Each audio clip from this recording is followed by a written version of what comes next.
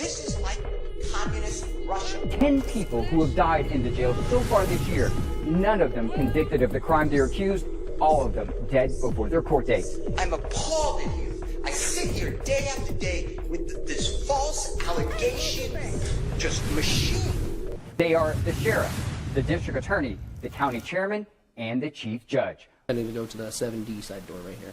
Show us where Mr. Davis's feet and head is pointed of what direction now. His right foot, you can see he's stepping towards Mr. Hamilton here. And you can see that his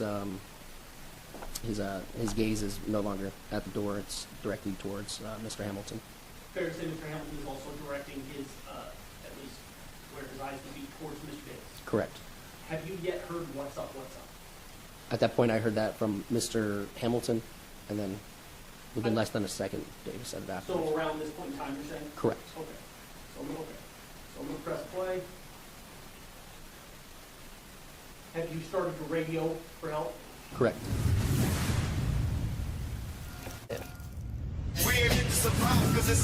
The death of rap legend Tupac Shakur nearly 30 years ago became one of the nation's most notorious unsolved murders. Hey, Keefe, Metro Police, come over here. Then in 2023, a breakthrough when prosecutors charged this man with ordering the hit, the only person arrested for Shakur's murder, who now tells ABC News authorities have the wrong man. I'm innocent. I ain't killed nobody, never did, ever kill nobody. They don't have no evidence against me. Came and put me in Las Vegas. 61-year-old Duane Keefe D. Davis says the night of the murder, September 7, 1996, he was in Los Angeles, 300 miles from the Las Vegas intersection where Tupac Shakur was gunned down. Prove that I orchestrated this. You know what I'm saying? Your key witness orchestrated this. They top witness is the lead suspect. The defense pointing to someone else, Reggie Wright Jr., a former cop and security guard for record mogul Suge Knight, who was driving the car Tupac was in the night he was shot. Wright has denied any involvement and has said it bothers me because I was in charge of possibly protecting this young man. And prosecutors say Davis incriminated himself in his 2019 memoir, Compton Street Legend, and in this on-camera interview. You said the shots came from the back. Who shot Tupac? I keep for the code of the streets. It just came from the backseat. And in this on-camera interview. You said the shots came from the back. Who shot Tupac? I keep for the code of the streets. It just came from the backseat. Davis now says his previous admissions connected with the shooting were made under duress and for money, claiming he did not write his own memoir and was fed information by police. I shouldn't have said nothing. You know what I'm saying? I shouldn't have said nothing. And I'm innocent, man. Prosecutors declined to respond directly to Davis's new claims. They say their case is strong and they expect a conviction. Tupac Shakur is one of the best-selling rap artists of all time. 75 million albums to date. Most of those sales posthumously, thanks in part to hits like California Love. Davis's arrest followed years of fan-driven theories that an intense rivalry between East Coast and West Coast rappers sparked the fatal attack on Shakur. And I'm being held against my will. I'm supposed to be out there enjoying my twilight. God got my back. God will see me through this. Yo, what up, family? Appreciate y'all joining. Appreciate you tapping in. Welcome back to Flesh of the Gods.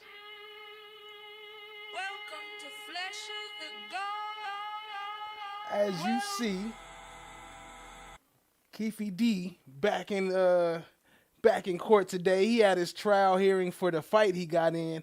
Now, if you ask me, it was definitely set up. It's very obvious. They violated so many of their own rules, and it's crazy how they can just openly admit to either messing up on their job or doing some shady stuff, but they get in no trouble. But constantly, anything and everything we do is used against us. Every little thing. Like, he didn't even attack this dude. This dude clearly attacked him, and he was still found guilty. But it's crazy, though. We're going to get into it, family. I'm a little busy, so I might not be too interactive because I'm still working, but I'm here with y'all, family. Appreciate you. Let's get into it. Shout out to Tack Clouds. I see you. FFS, what up? Watch the Rise. I see you. Jazzy motherfucking T. What up? What up? Appreciate y'all, family. Appreciate you being here.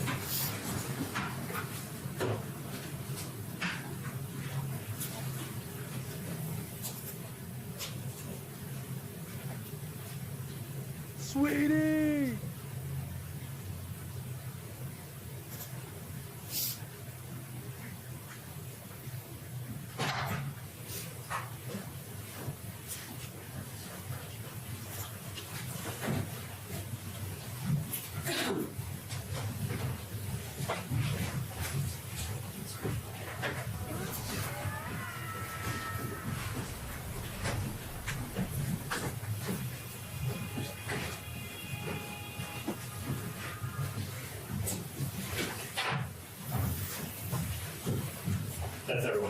you. Please be seated. Do the parties stipulate to the presence of the jury? Yes, sir. Yes, Your Honor. Thank you. Has the jury elected a fourth person? That's Mr. Medina. Have the jurors reached a verdict? Yes, sir. Okay. Do we have the verdict?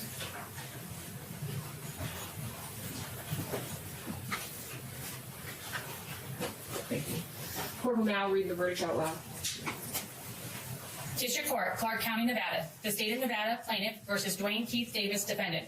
Case number C25389079-2, Department 4. Verdict. We, the jury, in the above entitled case, find the defendant, Duane Davis, as follows. Count 1, battery by prisoner. Guilty of battery by prisoner. We, the jury, in the above entitled case, find the defendant, Duane Davis, as follows. Count 2, challenge to fight. Guilty of challenge to fight. Dated this 9th day, April 2025, signed by Ronnie Medina, foreperson. Ladies and gentlemen of the jury, is this your verdict as read? So say you one, so say you all. Yes. All right, thank you. The court will now record the verdict in the minutes of the court. Does either party wish to have the jury polled? Your Honor. All right, thank you. Ladies and gentlemen, thank you for your service today. You are now released from your admonishment. You can speak to anyone about anything that has happened in the courtroom, including what is taking place in the jury deliberation room. I will make myself available to answer any questions you might have. You can go back into the jury deliberation room, even the alternates as well. Thank you. All right, to the rest of the jury.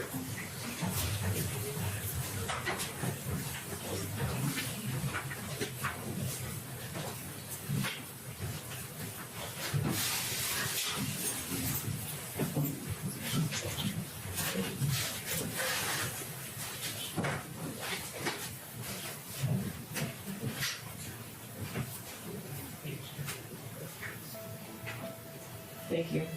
You can be seated. So the defendant is still going to continue to be remanded into custody on this case. The sentencing date will be, May 27th at 9 a.m. Does that work with your schedule? It does, Judge. I would request that the order be remanded without bail at this point. To be remanded without bail. Mr. Earl? Yes, take your time.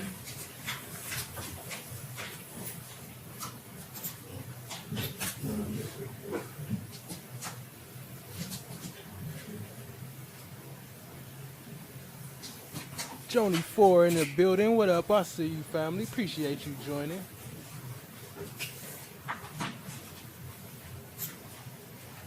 May 27th? Yes. Yes, I'm here. Thank you. Thank you. So the matter will be referred to the Department of Probation for a pre-sentence investigation report and set for sentencing on May 27th at 9 a.m. Thank you. Have a great day. So court date will be May 27th for them to sentence him. I will. We have the IT switch and then go back to the next row.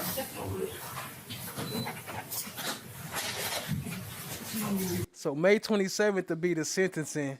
But how did the jury find him guilty though? This shows you that it's always a risk going in front of a jury. No matter how much you know you right and how much they evidence is BS, it's always a risk going in front of a jury.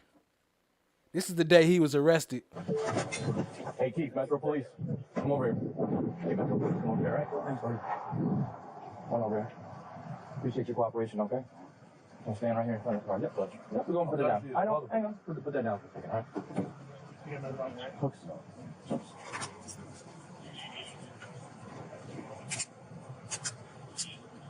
You have anything on you, sir?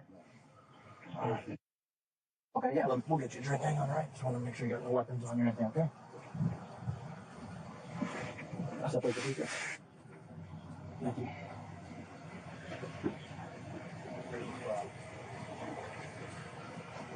Put your palms together, let your clap, and I just want to make sure these cuffs can be all right on you. Yep. You mind? Yep. Yeah. I'm good. No problem. Okay. Huh?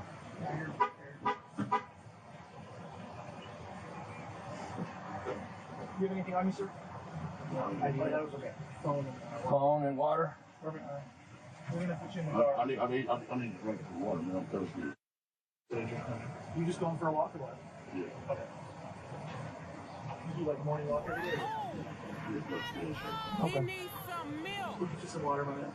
Can you try to get it now? Yeah, as soon as we get you in the car, we'll get you in. All right. Walk over here. Okay. Don't worry about it.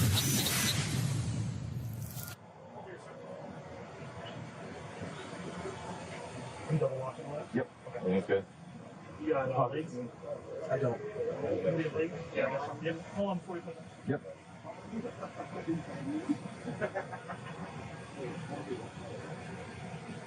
We got to put some leg shackles on you. It's just part of our policy. Are you wearing double pants, sir?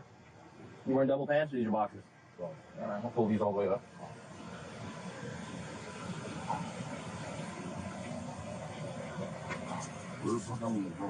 Push off your gun real quick.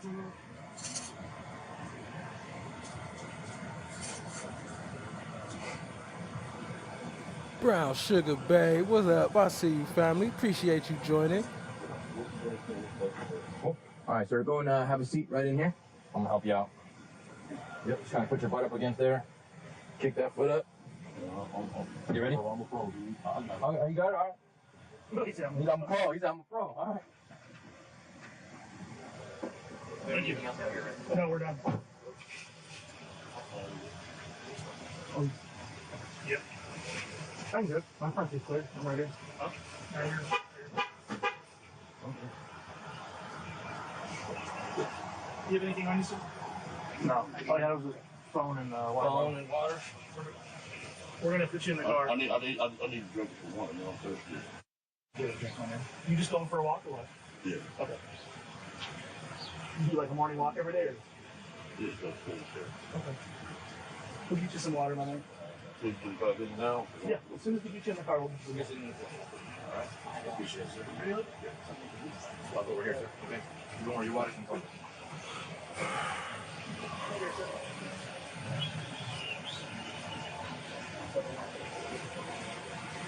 You got legs?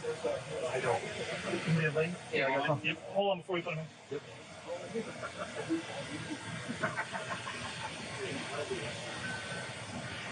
We got to put some leg shackles on you. It's just part of our policy. Are you wearing double pants there?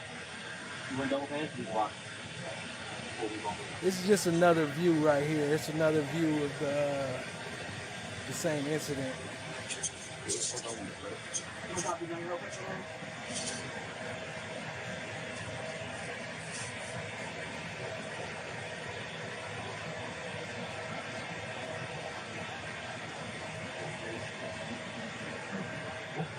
Go and have a seat right in here. Yeah.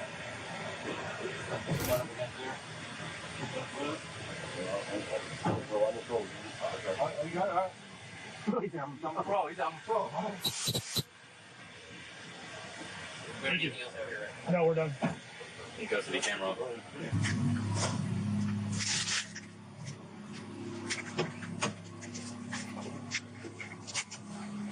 Yes. All right, more that water. Yep.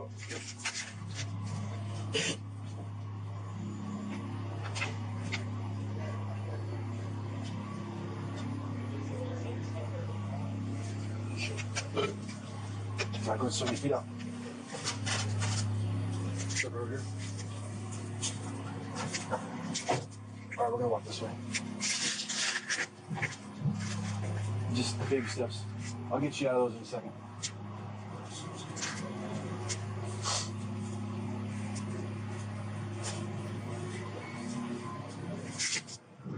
All right, gonna have you face the car real quick. You go. Yep. Separate your feet for me. Lean up against the car for me.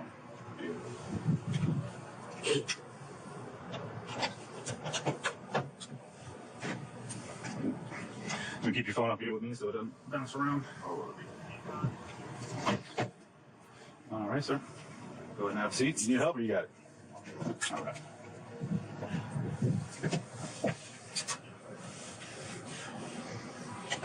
You can sit sideways if that helps too. I know those things aren't the most comfortable things, ain't the fuzzy ones. So, all right, I'll be down in a second. Yeah, well. You got his paperwork? Or? Oh, he already knows. Oh, Lieutenant Page. Got it. Yep, no problem. Check out Tack Cloud's Instagram. So what they got you for, man?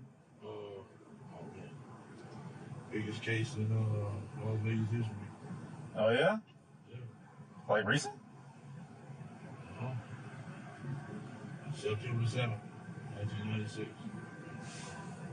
Oh no. Wow.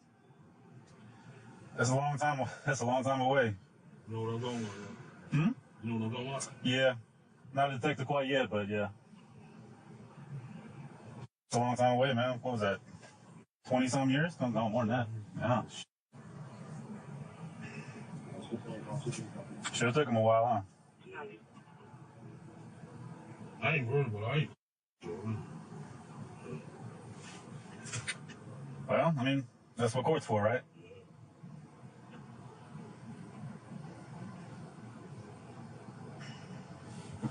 Oh, so they raided your house and stuff, huh? That was like 2 months ago. Yeah.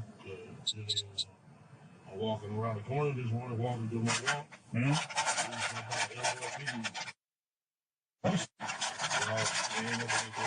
Wow. They didn't make a scene like last time? No. Oh, they did? Oh, wow. Yeah, they did. 3 SWAT units. Come in, walk back. There's a bunch of walkie-talkies in the house behind me.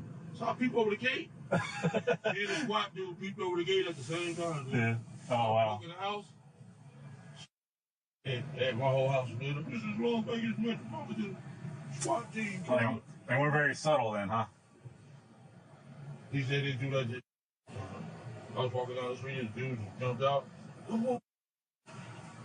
Apprehension team or something. Chan, my black is golden in the house. What up, Chan, my black is golden? I see you. Appreciate you joining. Every new piece of evidence, it becomes increasingly clear that critical facts have yet to be fully examined, end quote. The defense claims that they have information Tupac was in stable condition after the shooting and that he died suddenly after being hospitalized. So they plan to consult with medical and forensic experts to see if there was an alternative cause of death. They even went as far as saying, with no evidence, by the way, that a security guard with death row, Reggie Wright Jr., was responsible. Now, Reggie Wright Jr. denied that allegation and told ABC in a phone interview, good luck finding someone saying that. That's credible. It's heartbreaking they keep dragging in my name. I didn't have anything to do with that. One of the worst days of my life when I heard that happened. Ultimately, Keefe got his way, though. His trial was pushed back once again and is expected to take place in 2026, 30 years after Tupac's murder, meaning the rap legend's family and even fans have to wait a little bit longer to see if justice will be served. Said his trial won't even start until 2026. So he gonna sit around a years and then catch these extra charges and probably still not make it out, man. That's crazy. And then mess around and be found innocent. I represent Mr. Davis. Mr. Davis is not there. This is from yesterday, I believe. They had court yesterday, so this is them fighting for to fight against the prison fight he got in. They was trying to fight the charges, but we saw how that went. The crimes charged. Let's start with the easy one first. Page 13, mutual combat. Mutual combat is defined. Mutual combat is defined as this. Previous concert and agreement. A person fights with another person. Highlight the word previous. Please highlight the word previous. The reason why I want you to highlight that is the state didn't meet its burden. What evidence? None. Of a previous agreement that these two were going to get down and fight each other. There's absolutely no evidence. We heard from the officer that listened to all of his phone calls. All of his phone calls since 2003. All of his phone calls since 2003. No evidence of that. We asked the officer, the supposed ex-detective that is assigned to investigations, the first person that testified, what was said under these doors? He doesn't know. No evidence. No evidence of previous concert and agreement. What we have is this gentleman, Mr. Hamilton, unlawfully hitting my client. As Mr. Brooks said, that's one thing all three of us agree on. Mr. Hamilton willfully and unlawfully struck and battered my client. Okay? This is why my client's not guilty of battery. He did not unlawfully strike back. They want to say the fight started, when my client's foot turned to him, etc. That's not when the fight started. And I was thinking about it. The evidence that we have is Mr. Hamilton was well aware that my client was coming to see me. He started to form the intent right then and there that he was going to get out and come get my client. Then he gets into the room. We'll go ahead and play the video.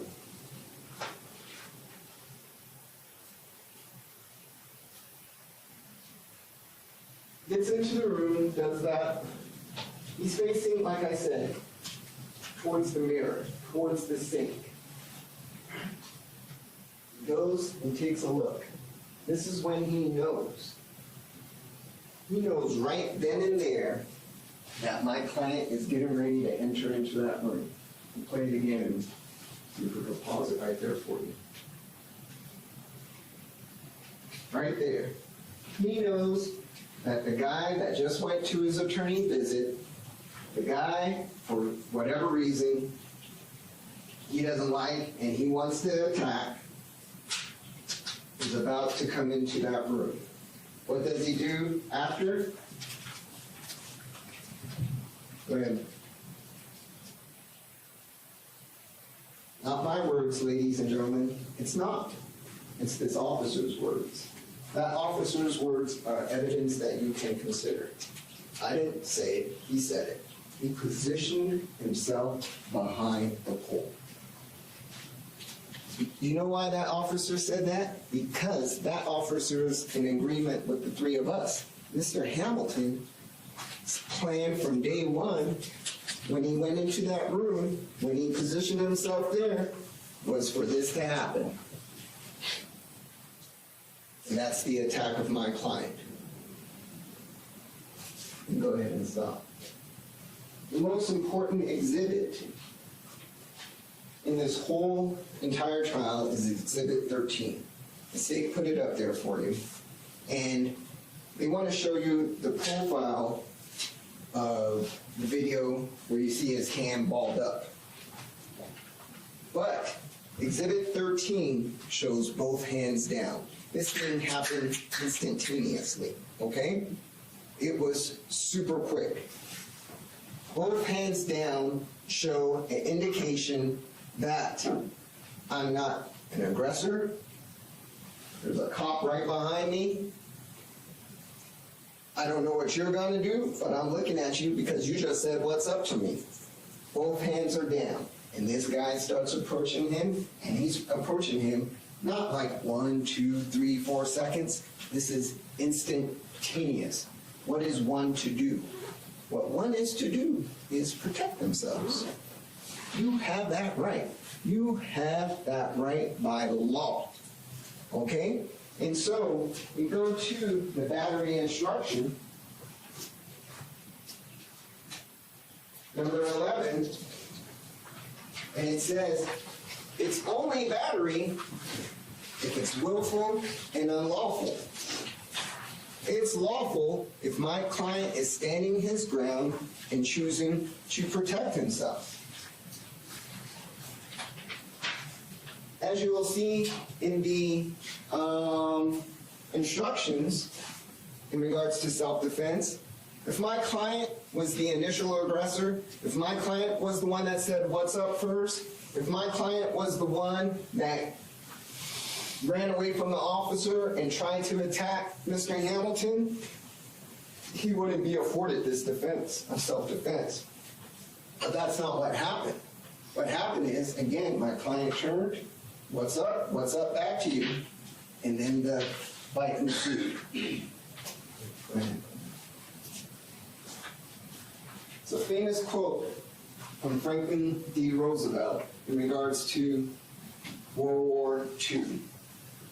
And it says, when you see a rattlesnake poised to strike, you don't wait until he has struck to crush him. Thankfully, that's what the U.S. did in World War II on both sides of the ocean, and that's what my client chose to do. And it's his God-given right to sit there and not be attacked by another individual.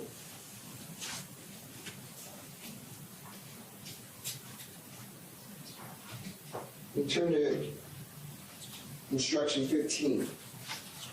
A bare fear of bodily injury is not sufficient to justify the use of force. This was not a bare fear. At this juncture, this individual is reared up. His hands are in a position where he can take a swing at my client. My client's hands are still down here, but he knows that this rattlesnake is poised and ready to attack him. And that's when it went into action. Again, these are split seconds. Instruction number 16. Again, it says that the right of self-defense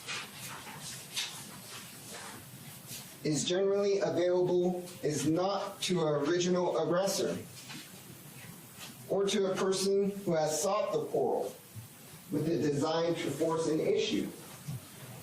Again, let's look at the evidence. What is the evidence? Nobody knew that Mr. Hamilton was in the room. That's the evidence that we have from the officer. The officer said, we didn't know that he was in the room. They were there for standing for a minute. The officer said there was no discussion. I got you, Miss D55. Puff, puff, pass. What up? Appreciate you joining, family. About seeing Mr. Hamilton in the room. That's the evidence. Again, what evidence does the state have that my client knew that he was in that room? What evidence has the state given us to show that my client intended to hit this? Yeah, hold on. I might have to reset it. 2703. I don't know why it froze. What up, though? Appreciate y'all joining. Appreciate you tapping in. Make sure y'all hit that like button and share with a friend. You know, we got to keep us in the algorithm, keep us up there. Appreciate y'all being here, family. It's all love. 27, okay. That's the state. I don't know what's up with that. Well, while it's doing that, let me get that cleared up. And let me drop this for y'all one time for the one time. Appreciate you being here again.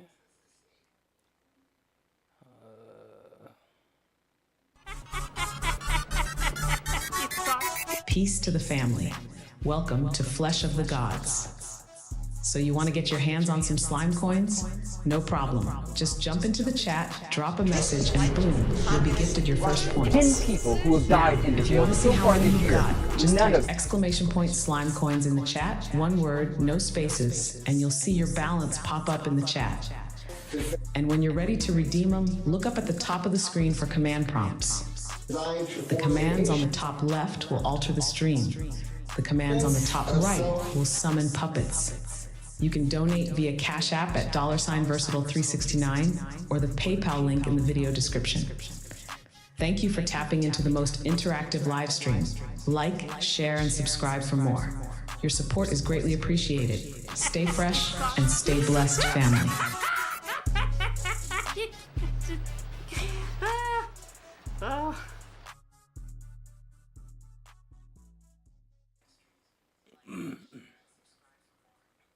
Yo, yo, yo, yo, what up, though? Prentice, I see you. Appreciate you joining.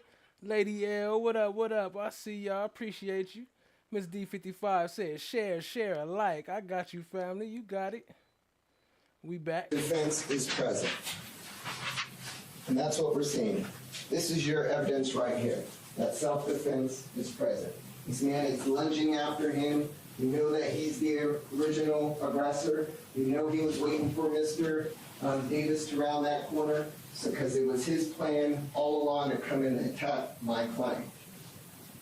And so, my client, there's evidence that he needs to protect himself. Now, the burden shifts. The burden absolutely shifts because we presented that evidence through videotape. It's up to the state now to give us evidence beyond a reasonable doubt that self-defense is not afforded to my client. They don't have that evidence because they can't sit here and tell you what were the thoughts that were going through my client's mind. What they're trying to do is saying, look, we have all these things he said about the fight, okay? But when did he say those things about the fight? After the fight. Y'all have either been in a fight or have heard when a person's in a fight, they're going to give the best version of what happened in regards to them. They're not going to say, yeah, man, he got me, beat the living tar out of me. That's just not what's going to be said. What's going to be said is, yeah, I got him, yeah. You know, we listen to other phone calls that Mr. Davis did, and he goes, oh, he only got one punch on me. I looked at the tapes. You guys don't have a chance to look at the tapes. That's not true. So that's not even good evidence. Out of my own client's mouth, they're going to use that as their good evidence? Fail. That doesn't work. It doesn't work.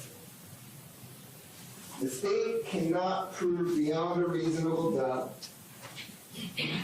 that my client did not act in self-defense.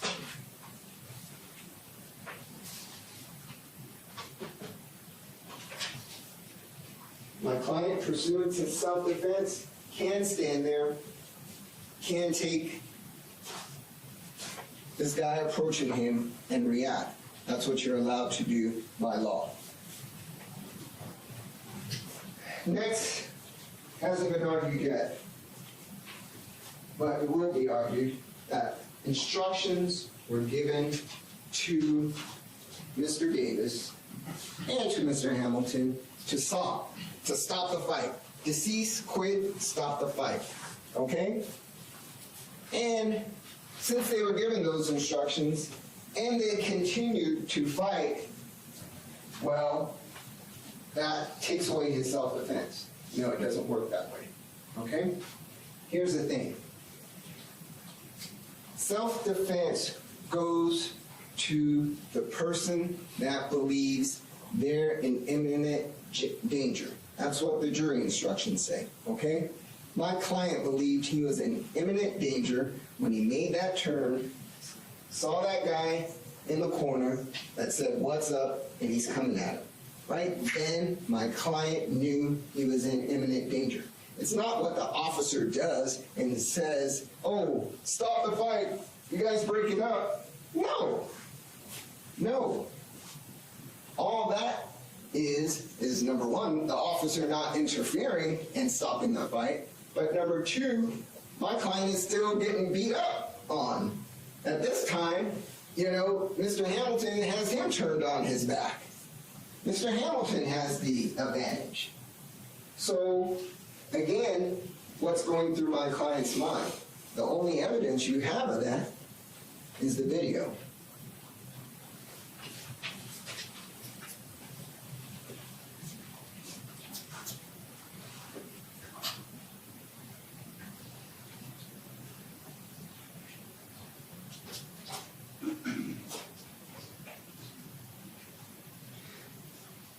My feeling is you guys are really understanding the case, really understanding the law. And so I only have a couple more comments. The bottom line is this, that you have two kids at school fighting. Someone swung on the other kid first. The teacher is yelling, stop, stop.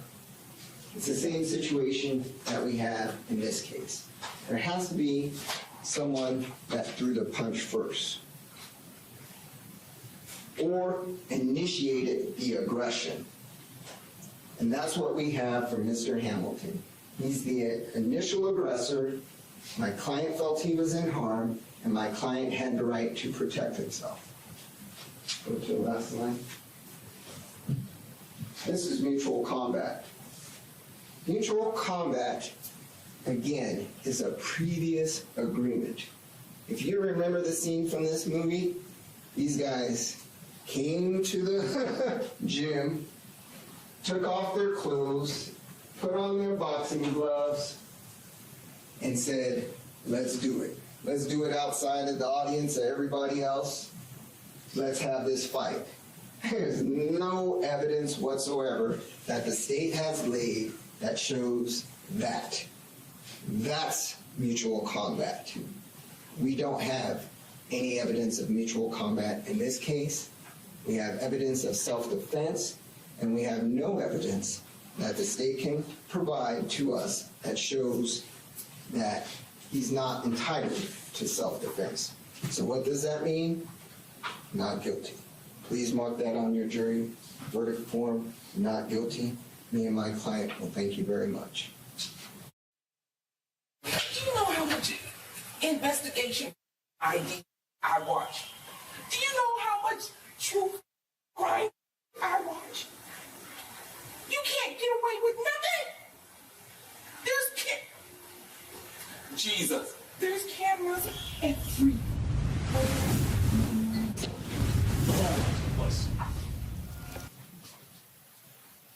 That basic. What we're going to talk about the instructions that were just read to you, the facts and the elements of those instructions, and what you see in the videotapes. Now, some of you might be sitting there saying, well, what about the other guy? What about the other guy? You have an instruction there.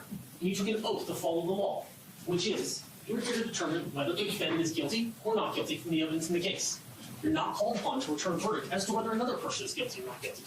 So if the evidence in this case convinces you beyond a reasonable doubt of the guilt of the defendant, you should so find, even though you may believe one or more persons are also guilty. Throughout the course of today's arguments, I submit to you, probably all three of the people, me, Mr. Arnold, and Mr. Jacques will tell you, Mr. Hamilton is guilty of the same charges. And we're going to go through that. We're going to look at the same elements and apply them to both at times. Now, during voir dire, there's a really interesting comment that one of you made. And the question was, how do you discern two versions of events if you don't know the people and they tell you, I think in that context it was kind of verbal stories. They tell you two versions of events. How do you discern which one's telling the truth, which one's not? And the answer was, whomever sounds more wrong. So it struck me, and as I was thinking about that today, I wanted to highlight that because that's an unusual dovetail into this instruction, because this instruction right here, you don't have to determine who's more wrong. We're going to tell you all day today, I'll submit you, both sides you'll hear from different times, both are wrong. So you need to look at the law and the elements and see if it matches what you've been given. So, at no point today, some of you might be sitting there saying, who threw the first punch, whose skin touched right before the other person, or maybe who won the fight. Maybe you're looking there and kind of grading it like a boxing ref. No one is ever going to ask you to make a determination between Mr. Hamilton and Mr. Davis. To admit you, Mr. Hamilton is guilty of battery by prisoner and challenge to fight also. But that's why on the front of that packet is the state of Nevada versus Duane Davis. Because those are the charges. Those are the elements. I know a lot of times we watch television and we see that line. I always cringe a little bit when I see it, where during the course of some Lifetime movie, the person says, oh, I want to press charges. I don't know what that means. I see it all the time, but there's not a situation where it's Hamilton versus Duane Davis. It is laws enacted by the state of Nevada and whether or not a defendant's conduct meets those laws and those crimes. So, in getting into essentially the laws and the elements, let's look at first just how the defendant characterizes what occurred in his own words. So just kind of, how does he characterize it? They released the video of you. That was the line that said to him. He says, did you see me get him?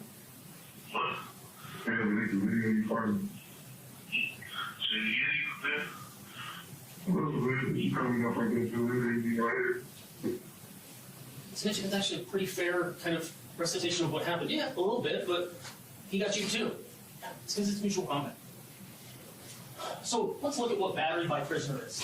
First, we'll go through the elements of battery, and my kind of job as the first closing is to give you a little, kind of like a law school lecture. So those are the instructions, and no matter what I say, those instructions are what govern. Her Honor gives you those instructions, that's what applies.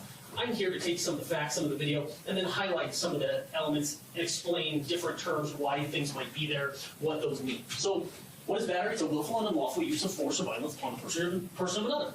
Now, the force need not be violent or severe, and need not cause bodily pain or bodily harm. So some of you might be wondering, hey, why didn't anyone say who got hurt worse, who was bleeding, who had a bigger bruise? It's because that's not an element of battery. Now, throughout the course of this closing argument, I will tell you about what is not elements. And that's because, if you think about it yesterday, during voir dire, over and over, you heard the state has the burden of proof for each and every element of the crime charge. Now, we always kind of focus on the state has the burden of proof beyond reasonable doubt. But if you ever notice, we usually don't talk about what it is that the burden applies to. And the burden applies to those elements in your instructions. So that's why a lot of times, in those same instructions, you will have things that are not elements. Likewise, if something's not in your instructions, it's not an element of a given charge. So I might highlight that. It's an intentional and unwanted touching. Now, we'll come back to the willful and unlawful because you have another kind of instruction on that.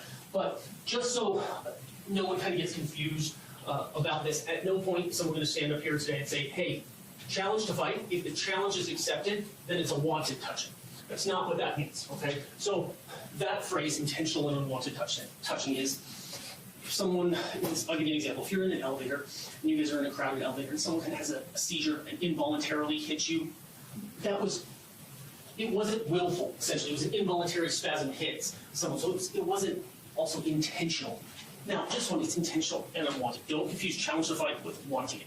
Just as you accept the challenge doesn't mean you want it. Force or violence upon the person of another. Force or violence need not be severe. Now, what is also not in those instructions? There's no requirement of pain of a body part used. You don't have to hit with a fist. You don't have to kick. There's not a number of times struck or how hard it has to be. By prisoner. This one's pretty straightforward because you saw a video of CCDC. But I'll just kind of take you through because I'll give you an example about why this instruction is the way it is. So, if the battery occurred and the defendant was a prisoner in lawful custody or confinement, it's meant to he's in lawful custody or confinement over at the Clark County Detention Center. You're not going to hear that that's not the case. A prisoner includes any person held in custody under process of law, lawful arrest, or deprived of liberty, kept under involuntary restraint. So it's just a situation like, for example, lawful arrest. If the cuffs, out on the street, an officer actually gets a hold of a suspect and actually puts the cuffs on them and they're on them, that person is now detained and under arrest. If that person were to kick, punch them, that would actually now fall under this battery by prisoner situation if the cuffs are actually applied and taken into custody.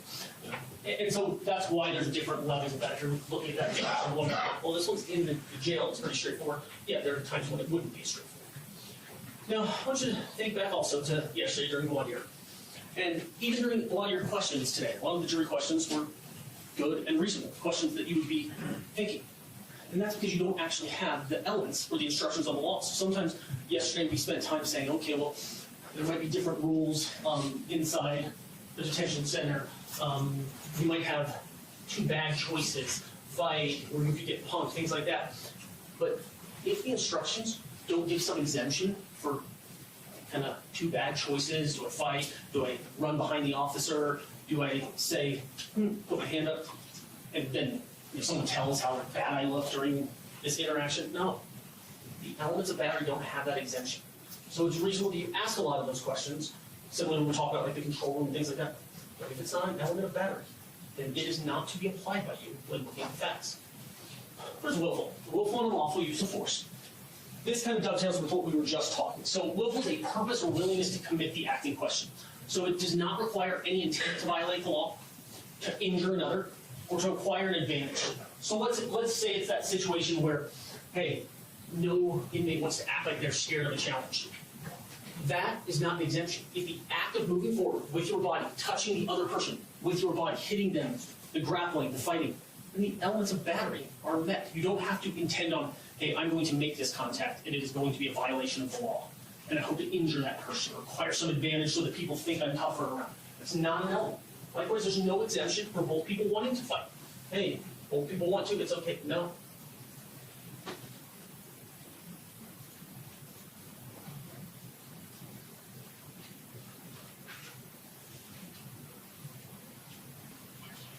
commands are being given, pepper spray is being used. For both people wanting to fight. Hey, both people want to, it's okay. No.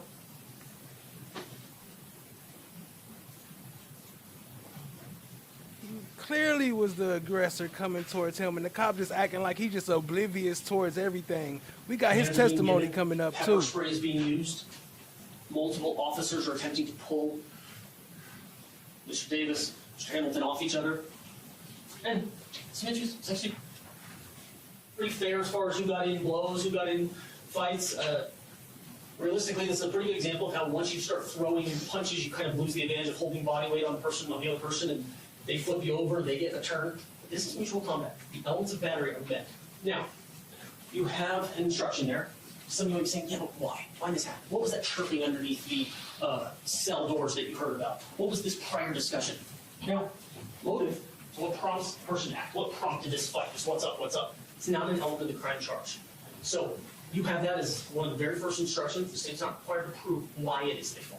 What I don't understand is if you fighting for justice and you fighting for the right thing, why y'all gotta be so crooked? Like, why y'all cut the video to make it look like they was both aggressing at each other? Y'all sit here, y'all see him standing there with his hands down. We got all that coming up, but why you gotta lie if you right, if you doing the right thing? What you gotta lie for? That don't make no sense. Now, motivation or whatever. Get on the stand and swear to God they telling the truth and sit there and lie in your face. And take an oath and sit there and lie in your face. They don't care. That previous talking shit was that was referred to, it's not an element as to what they were talking about. Now, this is the first call from December 25th, 2025, when Mr. Davis is just out of a hole.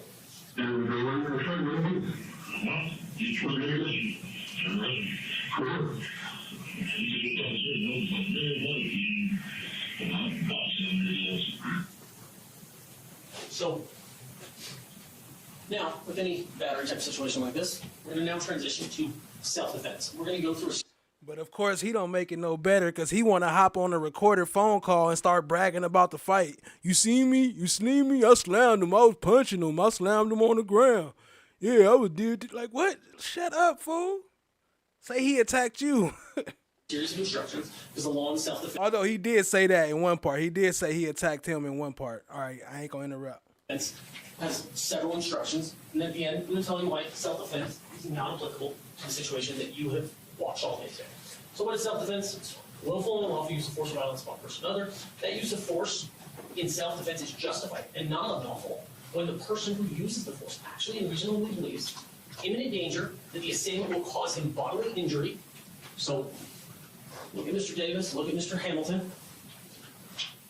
No imminent danger there. And it's absolutely necessary under the circumstances.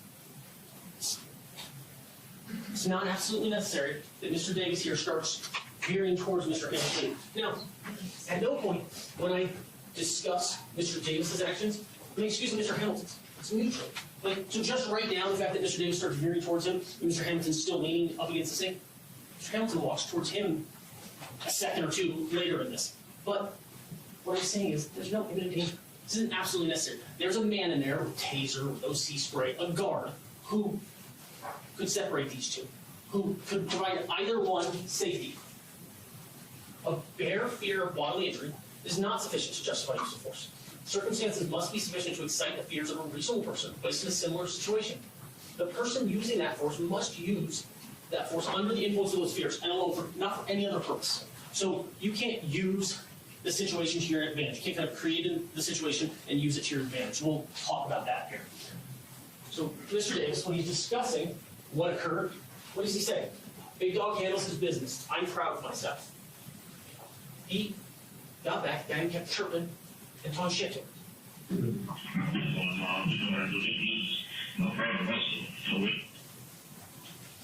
Right of self-defense is not generally available to the original aggressor. I'm not going to tell you either one is the original aggressor. They move in unison. Look at those photos. Look at that video. Look how the body language mirrors them. Look how the words even mirror each other. What's up? What's up? So the person who sought the quarrel will design force. Now, this next line, and create a real or apparent necessity for making an assault, that, don't get confused with that. That's a situation where if you provoke, and cause a situation where, oh, now I'm actually really in danger and need to use self-defense. You can't create that and now take advantage yourself, all right? So either real or apparent. But here's kind of the key with regard to this instruction with what we've seen. Without voluntarily seeking, provoking, inviting, or willfully engaging in a difficulty of his own free will. They go at the same time. There's no advantage over the other one. Look at how both of them split the fight. They split the aggression towards each other. We saw this photo earlier today and discussed as though Mr. Davis kind of, I don't remember quite how it was discussed as far as nothing was taken off guard, but he's just standing there. He's completely turned away from the door, away from the officer. This is not a situation where he is standing there in a totally They trying to act like he was in an aggressive stance. He's sitting there with his hands down. This dude rushing at him. They act like he's supposed to just stand there and what? Just let him punch on you? Now if you defend yourself, you get more time too? That's crazy. You can see this dude is obviously the aggressor. Look how he coming at him. You can see the stance and everything. He just standing here, arms down. That's crazy. And then they fighting for it though, that's crazy. defenseless position. What do I mean by that? Well, let's look at this moment in time as it actually occurred. It's a great screenshot from Mr. Davis, hands down. I heard his fists were clenched, but his hands are down. Let's see how long this lasts in real time. Ready?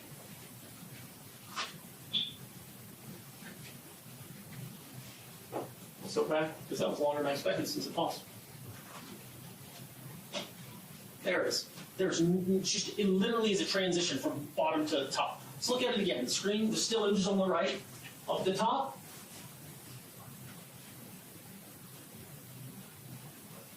It's in unison. One more time with the staggered view.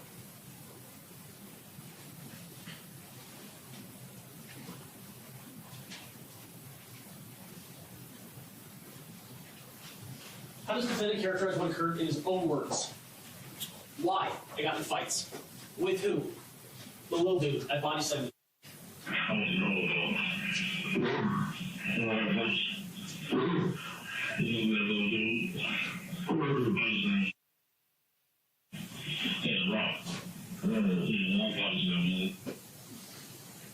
His name's Rob. I don't know if it's called him Rock, but you can see how someone might get that nickname from Rochelle and Hamilton.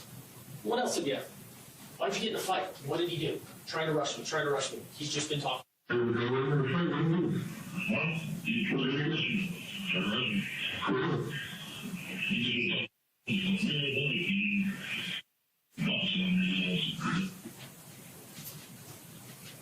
So it wasn't a discussion about sharing coffee, though. We had a question earlier as far as like, oh, you don't know what they were talking between the doors. It wasn't coffee. Self-defense. A person has a right to defend from apparent danger to the same extent as he would actual danger. If in his mind an honest belief and fear that he is about to suffer bodily injury, and he acts solely upon these appearances and his fears and actual beliefs, and a reasonable person in similar situation would believe himself in like danger. Last kind of one we'll go through here. The appearance of danger must be so urgent and pressing that in order to prevent his receiving bodily harm, the use of force is absolutely necessary. Don't say necessary, absolutely necessary. So, when self-defense or evidence of self-defense is present, the state must prove beyond a reasonable doubt the defendant did not act in self-defense. You have one other instruction after that, and I can submit to you that that other instruction carries the entire burden, especially with regard to the self-defense situation. What does that say? It says a person who voluntarily entered into mutual combat is not entitled to rely on self-defense or the no retreat rule. So if you engage in mutual conduct, if you accept the what's up, and you're both involved in it, you don't get to later say self-defense. You don't later get to say, oh, I just wasn't retreating, I was standing my ground. Now, just to kind of clear up one thing, and I'm not in any way suggesting that this was Mr. Arnold's kind of contention here, but some of you guys might go in the back and wonder, because it was thrown out. Mr. Arnold asked an officer, hey, isn't it true that Rochelle Hamilton was also charged with mutual combat? Don't be confused by the question. There's no charge of mutual combat. That's not what Mr. Arnold was referencing. He was kind of referencing was charged with kind of the same crimes. There's not a situation where mutual combat is the charge you're looking for to negate self-defense. Mr. Arnold was just using that term with regard to what happened in the video, which is reasonable.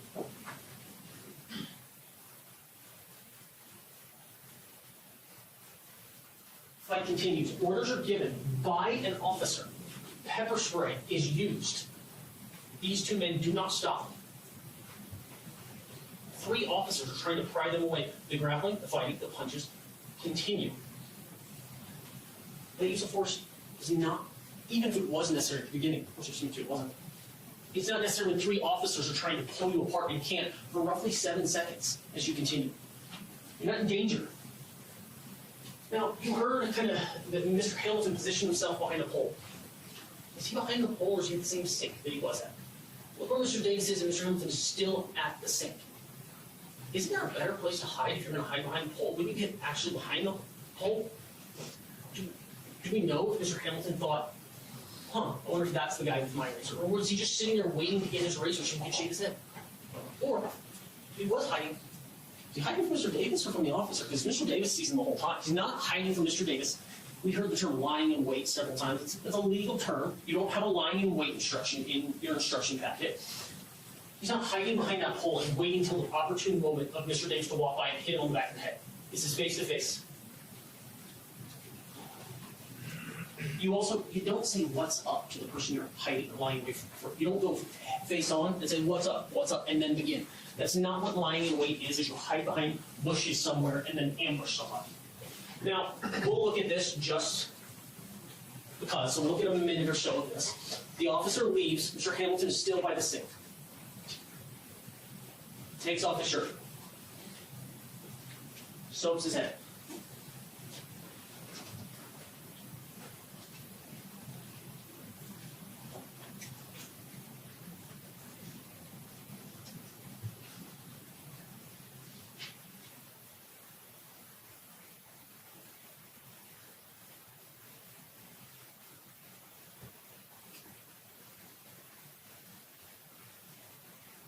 See Mr. Davis, the officer at least over there, still soaping the head, getting it ready, waiting for the razor. At this point in time, Mr. Hamilton does at least notice something at that door. He walks over there, sees, it's a door that's see-through, so you can probably see on the other side. Is he looking and immediately notices it was Davis? Is he looking for his razor? Does he go anywhere? Does he hide? Does he crouch down? You just stay at the same sink that he's at until right before the moment both people go at each other. Challenge to fight. It's count 2. If upon previous concert and agreement, a person fights with another person. So let's look at this because I'm facing you. I might clench my fists. I might be nervous. I might say what's up to someone in the hall. But you, as ladies and gentlemen, jury, get to determine what the evidence actually means and what the intention was between these two. And you get to use circumstantial evidence as well as direct evidence. So that posturing that you heard the officer say, that's assaultive, can't remember his word, but assaultive posture, or I will try to get in between the two, that's what that is right there. That's what that puffing of the chest of both men is. What's up? What's up? Language mirroring each other. I told him, I got him. I told him every time he see me, he have to get along. Mr. Arnold's completely right. Mr. Mogg, Detective Mogg's not going to be able to tell you whether or not he said that before the fight, after the fight, screaming it during the fight. But what does it also tell you? It tells you the exact same thing that we kept talking about today, is when they see each other, they know it's on when they had that opportunity. Listen to that phrasing again.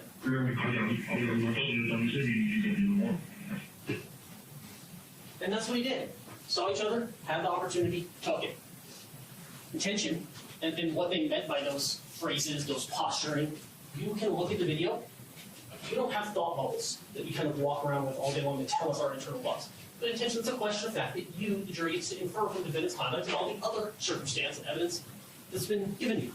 So, one of the things that I always point out is circumstantial evidence, the law makes no distinction between the weight given, either direct or circumstantial evidence. So the phrase what's up to you and what it meant and the actions and context in which it was given, you get to apply the same weight to that as you do the first punch, the first struggle, the first headlock, the continued fighting on the ground. Now, what are you not going to find anywhere in those instructions? Because some of that's going to be important as to what the elements are. You're not going to see a single thing about best practices or 10% detention center. I don't know what they are. But at no point in those instructions does if best practices were not given on December 23rd, 2024 at 9:30 a.m., then it removes the elements of battery. That's not there. What's the common practice? Was this a breach of security? Those lines were thrown out and effective. I mean, that is what Mr. Arnold should do. So me pointing this out is not to disparage, or was very effective. Now, it's the state's job to remind you about what the elements are. Those aren't in there. Look, is it best practice to lock your doors at night or to have a deadbolt on your home so that someone doesn't break in? Yeah, it is. But that doesn't negate the elements of breaking into someone's home. The officer doesn't show up at your house and say, hey, did you lock your door last night? Hey, your car was stolen. Did you paint that red? Because we had a rash of car theft or record. No. Those crimes have elements applicable to them. And what happens in someone's home, whether locked or not, is not one of them. We kind of went over this card, but I'm going to point it out just because I'm also going to point it out under the concept of, how no one was hiding or lying in wait. Because in order to be hiding or lying in wait, Mr. Hamilton would have had to accurately predict the exact moments in time when the officer would be looking down at a car and happen to look up when there's a pole and then look back down. You have to guess that spot on. So let's look. Mr. Davis has complete line of sight. The officer's looking at the car. The officer's not required to memorize every single cell location. So hey, Mr. Davis is exactly on 7D, room 9, room 11. It's not required today. He's looking at the car. Now, continues. Officer's head comes up. And look. Oh, happens to be the moment when that pole's there. Sir Hamilton can't guess that. He's still standing there with, like this. Why isn't he behind the pole? Why isn't he crouched over in the far corner hiding that? And then the officer just happens to look down again at the exact moment when Mr. Davis is turning the corner and starts to veer towards him. Mr. Davis, he's not snuck up on Mr. Davis, he sees him. What are not elements to these crimes charged? It's not an element that inmates have to act like they're not scared of each other. They have to accept the challenge. It's not an honor exemption somewhere in those instructions. The control room, whether or not they open the door, whether or not they're Metro employees, whether or not they have access, these are all actually really good questions, but they don't negate the responsibility of the two individuals that decided to go at it. Those are the two individuals who are being held accountable for those actions, not the control room. Control room, that's some job that may or may some manager may or may not have said, yeah, why'd you open that up? Is it unusual for an inmate to be alone in that room without an officer? Yeah, doesn't negate a single element. Whether or not Nevada's facility would do something different than Kansas's facility, not in there. It's Roshan Hamilton and Duane Davis that decided to engage in that conduct. They are the ones that the state is standing before you today and saying, today, in this particular trial, is Mr. Davis's trial, hold him accountable for what he engaged in. Now, earlier when I said, look at how the words mirror each other, look at how the body position, no one has snuck up or gained an advantage. Look at how it mirrors each other. Squared off. Initial movement. Back foot gets stability by pushing off. Front foot gives to get power while you brace with the back leg. This is the first moments of this fight, and it couldn't be more mutual. The elements of battery, that's what you've been met. Mutual combat based on challenge to fight has been shown to you. Defendant Duane Davis is guilty of counts 1 and 2. And just for one last visual, when I just showed you those 4 photos, let's look at them again. Let's cut off the top. Fists clenched, squared off and feet angled towards each other. Going towards each other while bracing the leg, almost equidistant right there. Hands both now up in fighting position or attacking position, front leg bent. The push-off moment as they're really accelerating towards each other. All right. I should be here with y'all. Hold on. Oh, shit. Thought I paused that. Should be good now. I'm able to sit down for a minute. I had to knock out these couple little last jerseys. But, you see this bullshit? Talk about the way his feet is angled. Then they got it all cut off. Like, the picture cut off so you can't see he just actually standing there. What the hell? I'm about to smash these gems and Starburst gummies. One while the other's attacking. And then the moment of first contact, you almost can't make that up if you were going to. Look at that. Look at the hourglass figure, I guess, at the top. The bracing This is the moment they first have contact, the bracing of the back leg and the front leg. This is mutual combat, and Mr. Davis is guilty of attempted lynching. Thank you. When that day I was working overtime. That overtime spot is just. So this the cop right here that was walking with him down the hall. Allegedly didn't see the other person in the room. Allegedly was staring down at his paper so hard that he didn't notice another inmate about to attack the inmate that he was supposed to be supervising and walking through safely. And also, on top of that, don't forget, he was getting paid overtime. So not just was he getting paid to not do his job, he was getting paid time and a half to not do his job. Time and a half to not do his job, for real. Taking inmates back and forth between attorney visits. And on that day, I was bringing back Mr. Davis from his attorney visit. And when you say Mr. Davis, do you see that individual here in court today? Yes, you're right there. Could you describe an article of clothing he's wearing? Suit. Your Honor, could you be a little more? 10 suit. Your Honor, let the record what that identification is. When you were taking Mr. Davis, what room do you enter when the incident first occurred? I was entering the 7CD, which is the module, the outside slider. And before I ask you anything else, let me just enter the ones that Exhibit 40 eventually admitted. Yes. Let me show you what has been admitted as Exhibit 40. Do you recognize Mr. Davis? Yes. And who is it that you come in contact with next? So if you were to say, who do you kind of come in contact with next? Rochelyn Hamilton. Showing you what has been admitted as Exhibit 41, you recognize the individual depicted in this photograph. Yes. And with it? That's Rochelyn Hamilton. Where was Mr. Hamilton and you and Mr. Davis come in contact with? He was located in what we call the inner day room at the sink. Tell me a little bit about, or are you aware of where Mr. Davis and Mr. Hamilton are housed and what you there? Yes. Tell me a little bit about, and forgive me for this kind of poor characterization, but compare their housing to what I see in movies, where there's two people in a cell, where they go out to the yard and work out. Explain kind of the difference between that conception and there. So they're in a unit called Male Intensive Protective Custody, and so they'll be housed in cells by themselves. They won't have cellies. They don't go out to a rec yard with other people in the unit. They housed by themselves and don't go out with other people. They supposed to be by themselves. It's a high priority case anyway, so he's definitely not supposed to be by himself. And it's Tupac. Like he's a convicted of killing Tupac. Like, of course, people is gonna be trying to kill him. That's crazy. What up, late night? I see you. Appreciate you joining. And basically, the goal is to, as much as possible, minimize their exposure to other inmates.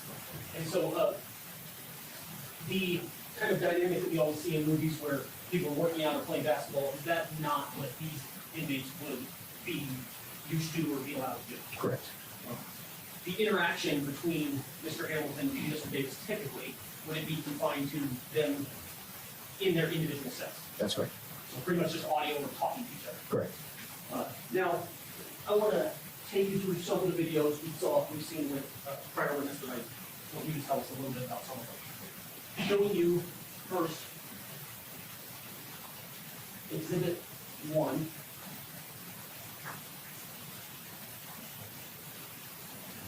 And I'm going to move to about the 2-minute and 5-second mark. And I'm going to pause it. What are we looking at the 2-minute and 5-second mark? So at this point, I'm standing behind Mr. Davis. Mr. Davis is entering the day room, the inner day room, and we're making our way towards the 7CD or 7D side. Now we keep hearing 7C, D, and then 7D, 7C. Explain that dynamic to us. Explain 7C, 7D, and then the troop together. So the module itself is 7CD, but the unit is broken up into two sides. So on the left-hand side, you have the 7D side, and on the right-hand side, you basically have a mirror image of that unit on the other side there. And this room that we're going into is that one that is shared between 7C and 7D? That's correct. So you can enter to this room from both, like both sides? Correct. It's like in the shape of a Y. That's how I explain that. Would this be the center of that Y? Yes. What do we see you yet in this image? I'm standing right about to enter the slider there. Now, as we see, who is it in front of you? Mr. Davis. is it customary or normal that Mr. Davis would be entering the door prior to you? Yes. Why?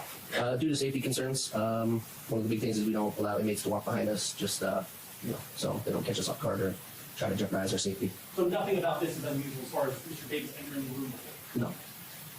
You're going to go ahead and play from that point. I'm going to stop here at 208. Officer, what do you have in your right hand, and what do you do? It's called a locator card, and I was looking down at the bottom of the locator card. It'll have their housing, so their unit and what cell number they are. So at that point, I was just looking down and confirming which specific cell that he was in on the 7D side. And when you say he, Mr. Davis? Mr. Davis, correct. We did also have a photo of Mr. Davis. That's correct. Now, when we saw you outside that door, and then even right now, did you have a good visual or a clear visual to the other person you eventually come in contact with? No. Can you explain why? The way that I was standing outside the slider there, you can see that support pole that's there. That's like directly in line with the view of the sink from the slider. So he knew exactly where to stand. You see, he's sitting there waiting for him to come. He was waiting for him, looking out the door, as we're gonna see later. Like, this is obviously set up. That's crazy. And they just do shit like this, and then we wrong though. We the wrong ones, right? As you're walking, at this point in time, have you yet noticed that Mr. Hamilton or possession? Do you know the other person? Not at this point. Oh, I meant, who is the other person? Oh, yes, Rosalind Hamilton. Have you yet noticed Mr. Hamilton in real time? Not at this point, no. Now, is there any rule prohibiting you from looking at the locator card of Mr. Davis to know what cell they do? No. Now, sometimes, I mean, if I told driving, you're not allowed, you can look at the card while walking there. Correct. Now, I'm going to pause it here at 2:12. Just 4 seconds later. What have you done at this point? What are you starting to do? I was looking at the locator card. Have you yet noticed Mr. Hamilton? At this point, no. As I round that pole there, I kind of noticed him by my peripheral. And then, So I'm gonna play. You tell me to stop when in real time you either heard something or noticed something, okay? right there. What did you hear or notice? Rosalind Hamilton, he basically said, "What's up?" to Davis, and he responded back with, "What's up?" And then that's when the fight took place. So Mr. Hamilton says, "What's up?" Phrase again. What's up? Did Mr. Davis say anything in response? Yes, he says, "What's up?" back. So both of them just said, "What's up?" Correct. When they say that, do you have time to register another person in the room? Initially, when I heard the other voice, that's when I recognized that. Four questions. When I say register, have you yet had time to separate or do anything in between it? No, at this point, we're fully inside the unit. Explain to me, you stop this, or you can still go. Explain to us the actual time that elapsed between what's up, and contact. I would say less than 2 seconds. Now, what do you do? I'll press play after this, and you tell me what you did in real time when this happened. So they start fighting. I radio that there's a 416 instead of CD, giving them verbal commands to stop fighting. They don't stop fighting. I deploy my OC spray to attempt to get them to stop fighting, which they continue. Backup here arrives. Holster my OC spray up. I grab Mr. Davis. The other two officers are grabbing Mr. Hamilton, and as we're trying to separate them, they're both, still trying to grapple with each other. That's why you'll see a little bit of time. OC spray up. I grab stop fighting. I deploy my OC. So they start fighting. I radio that there's a 416 instead of CD, giving them verbal commands to stop fighting. They don't stop fighting. I deploy my OC spray to attempt to get them to stop fighting, which they continue. Backup here arrives. Holster my OC spray up. I grab Mr. Davis. The other two officers are grabbing Mr. Hamilton, and as we're trying to separate them, they're both, still trying to grapple with each other. That's why you'll see a little bit of time lapse before they actually get fully separated. Okay, I'm going to stop here at 250, this view. And while I go to the next view, I want to ask you something you said. You said you holster your what was that? OC spray. Why is that why we don't see you go hands on with the other two officers immediately? Correct. Explain to us so we understand why is it you holster something prior to getting hands on with him? So there have been previous incidents in the jail where people will. Nothing to do with this case, right? This is just why you're doing it? Correct. All right, sorry, go ahead. There's incidents of that happening, in the past where people will just kind of place their tasers inside or toss it and just kind of get tunnel vision on what's happening in front of them. And if there's other inmates around, or even that inmate, that you're having a situation with could potentially get a hold of your taser or your OC spray. And obviously that causes safety issues. So that way you have to hold that before getting the Correct. Eventually, do you and the other officers go hands-on? Correct. While going hands-on, do Hamilton and Davis separate? Not initially, no. What do they continue to do?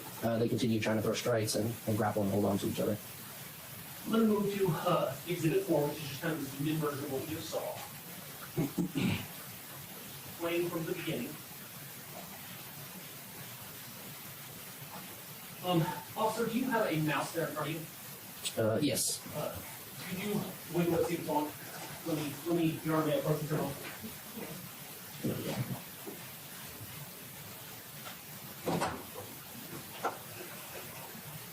Also, tell us where you and Mr. Davis were headed initially.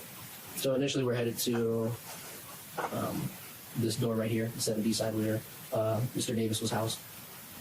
Does And look, that paper is so interesting that the cop don't look up the whole time. He just know not to look up the whole time, huh? And are you looking up or down at this point? So at this point I'm looking at the locator card. You're not playing on your phone or your watch, you're looking at the car. Correct. And he said at this point he looking up, but his head is down. Does Mr. Davis continue with you to the door, or does his progress change? It starts to change at this point. He starts to kind of turn towards Mr. Hamilton, as you can see by the way his stance is starting to change here. Now, is it fair that you can't get inside Mr. Davis' mind and tell us which direction he was going? Correct. However, when looking at his body, are you able to tell he's no longer at least progressing with you? Correct.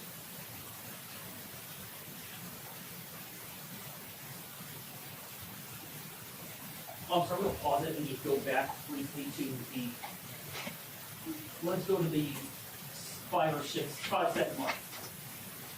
As best as you can remember, has what's up been said yet? He didn't even step forward until dude was all the way over there. What else is you supposed to do? Just sit there and get punched on? That don't make no sense. At this point, I believe that's when Mr. Hamilton initially said what's up to Mr. Davis. And when Mr. Davis responded, was it close in time, immediately? Explain it to us. It was immediately after. So if I play for about a second, has Mr. Davis already responded? Correct. And what's our, Look, he's still in the same spot. Old boy then came all the way from the sink way over there. And then look at the cop. Oh, doobie-doo. Oh, yeah. Oh, what's happening? Oh, my. Oh, let me take my time and act like I'm responding. timestamp down there at the bottom part of the video, right here? It is at the 6 second mark. Fair, so then fair, it's within a second. Correct. And then, so ladies and gentlemen of the jury, understand, could you read to us the timestamp on the actual video from Clark County Sheriff's 9:28 in the morning. Does that correspond with essentially the 9:30 shift you discussed? Correct. Let me go ahead and let it play. And just so that we kind of understand, who is it that it has a shirt on and who is shirtless? Mr. Hamilton's the one without the shirt, and Mr. Davis is the one with the CCBC blue shirt on. So at this point in time, at least as I stopped it, who is on top of whom? It looks like Mr. Davis has partially got the upper hand here. Is it fair that will switch throughout? Correct. The fight? Yeah. What are you doing? Are you just wiggling your finger here? No, at this point I'm Are you just wiggling your finger here? That's what it looked like, acting like you're doing something. Dude, they is crazy. They let old boy sit there at the sink washing his hands, getting all the grease off to make sure his punches land strong, nice and strong. Took off his shirt. Had to wait till they open the door, but the person that's supposed to be watching and reporting them and making sure that this don't happen, that opens the door, still opens the door and lets them through. And then they walk through and this happened. Come on, man. Y'all couldn't be more obvious. deploying my OC spray. Are you doing anything contemporaneous with deploying the OC spray? I'm sorry, could you reword that? Said anything out loud. Verbal commands, yes, telling them to stop fighting or they'll be sprayed. Now, and then what kind of using inside or appropriate OC spray? Are you saying it in a normal tone, or are you doing something else? No, I was yelling it. Do either of them respond to your yelling or ordering commands? No. Could you tell us, and we won't hold you to the exact words, but could you tell us some of the phrases that you would say in a situation like this? Basically tell them to stop, or you'll be sprayed. And then usually when we're spraying, you might say OC spray or. Do you issue verbal commands to stop prior to deploying the OC spray? Correct. So you give them a chance at least? Before and during, correct. While spraying the OC spray, does that cause the tube to stop firing? No. Does it, and just for fairness, it's fair that neither Mr. Davis nor Mr. Hamilton stop? Correct. Are you spraying both of them? Correct. Why are you spraying both of them? They're both displaying assaultive behavior with one another. Explain who now has control. At this point, Mr. Hamilton's on top. If you could take the mouse and just kind of like trace Mr. Hamilton's leg and Mr. Davis's legs. So Mr. Hamilton's legs are right here. And then Mr. Davis, he's got his right leg here, kind of wrapped around Mr. Hamilton. And then his other leg is positioned underneath him. As Mr. Hamilton is, we'll see throwing punches with his right hand, does the act of punching enable Mr. Davis to do anything? I'll press play. It basically enables him to encircle his arm around Mr. Hamilton's neck in order to kind of, let's say, like roll him off of him. So is it fair that almost each inmate, as they're getting punches in, give up kind of the control? Correct. I will stop it here at the 43-second mark. When multiple officers end up pulling the two apart, is it easy to detach the two? No. Have they obeyed the commands from the other officers when they show up? After they were separated, that's when they were following commands. After separation? Correct. Tell me now, when they were separated, should we understand, did either person have any weapon in their hands, any razors in their hands, knives, shanks, all that stuff? No. Was it just a pistol? Just a pistol. We had heard Mr. Hamilton was in there for possibly shaving. Does he have a razor? No.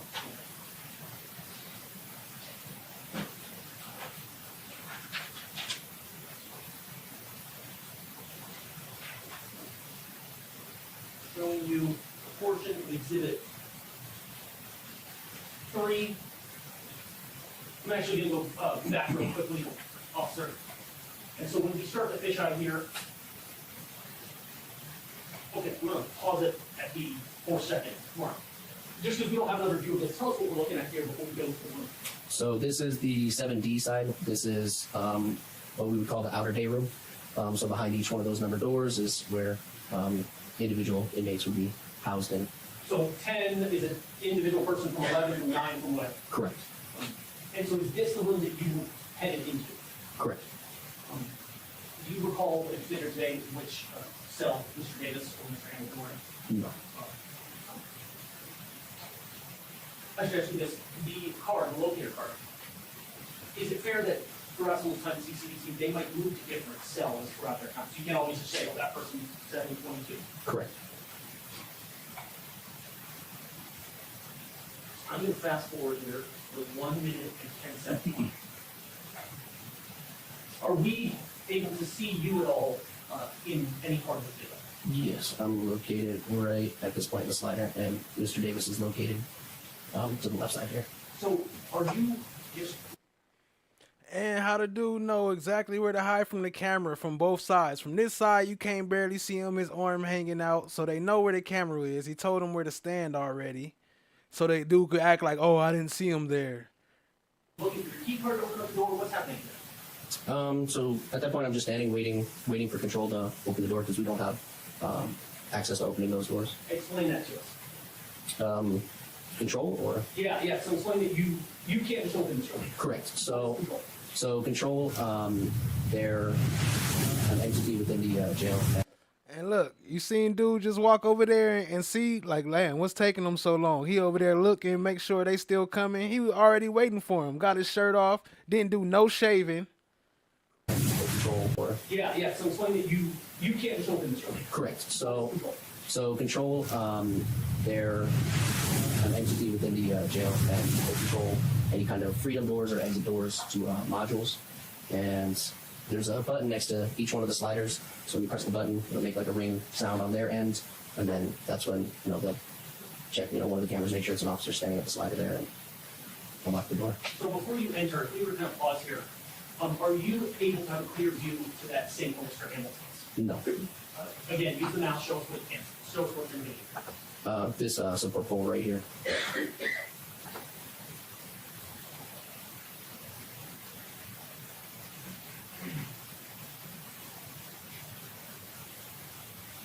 Now look, he gonna make sure that he not paying attention the whole time. Look, I stopped it. you didn't see this Yes. dude rushing him? Is it fair that this is now just the opposite side of the other view that we had? Ain't your job to protect and serve, right? Ain't you supposed to be escorting them and making sure that fights don't happen? Ain't they in your custody and under your control? Ain't you getting paid time and a half right now? Shouldn't you be working extra hard? But no, I'ma just doo-ba-doo-ba-doo. And look at the dude. He looking hella aggressive, but you don't see him? If he was coming after you, you would have seen him, I'm sure. I bet if he was coming for you, you would have saw him. Correct. So at this point in time, what is it that you're looking at, and where is Mr. Davis' attention? So at this point, I'm looking at the locator card located in my right hand there, and Mr. Davis is making eye contact with Mr. Hamilton. Do you remember previously when I said, did Mr. Davis' path change or veer from the 17 board?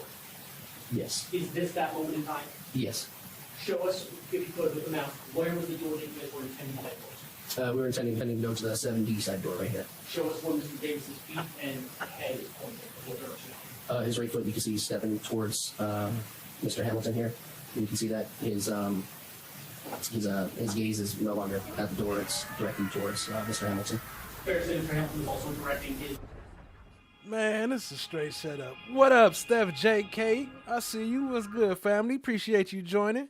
It's been super long, super long. Welcome in. Good to see you. That was where his eyes would be towards Mr. Davis. Correct. Have you yet heard what's up? At that point, I heard that from Mr. Hamilton, and then I think less than a second, Dave said that. So around this point in time, you're saying? Correct. Okay. Let me press play. Have you started the radio for help? Correct.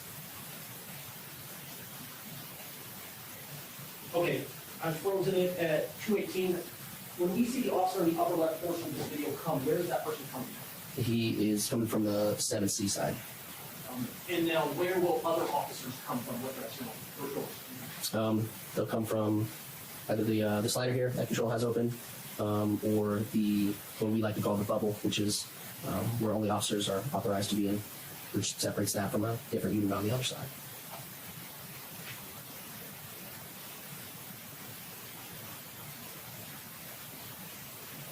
Have you, at the pause of the 2-minute, 27-second mark, have you guys gone hands-on to get separated? Correct. Have the two inmates separated? At this point, no. Are they continuing fighting, grappling, whatever term? Correct.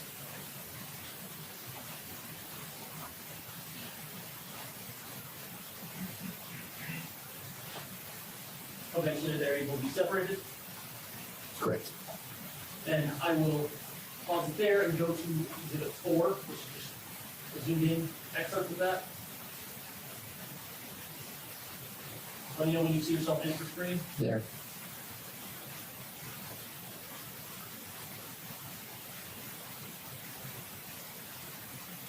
It's fair that you've watched this video multiple times. Correct.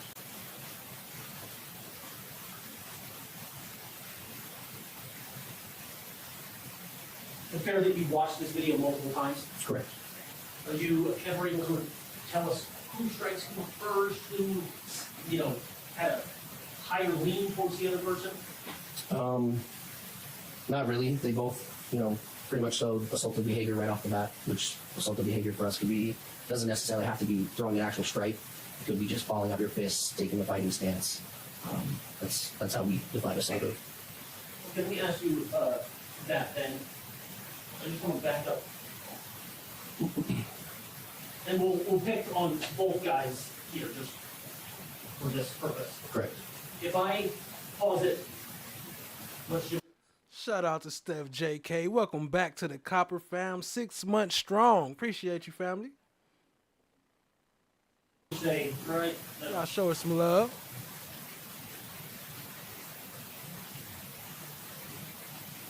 Let's pause it here. I know we can't really see either guy's hand in this, but let's pretend Emmett Hamilton's fists are completely bald and you see it. What would you do? I would treat that situation as assaultive, So I have different options that I could do. I could either go hands-on, OC spray, taser. If you had seen even the bowling go at this moment, would you get in between those? Correct. And let's say, again, when you get the Austin or Nate Davis's hands had been balled right here, would you also try to get in between? Correct.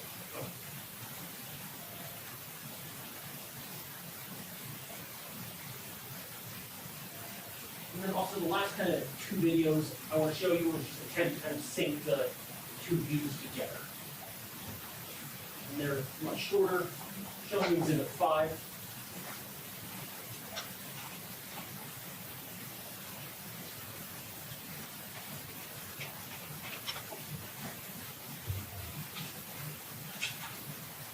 Do you have any time between the phrases what's up, to get in between the two images? No. He needs some milk. Showing you Exhibit 6.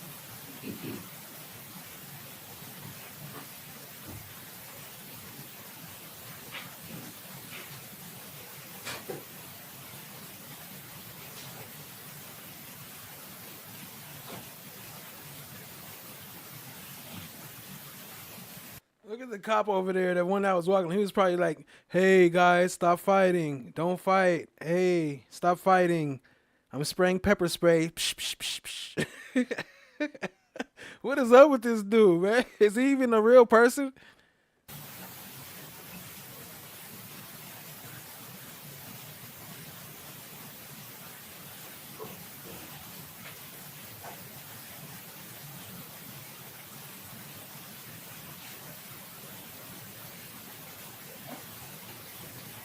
Officer, I'm going to go to Exhibit 12.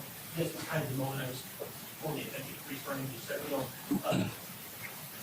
When you look at Hamilton and Davis in this position, how would you describe this?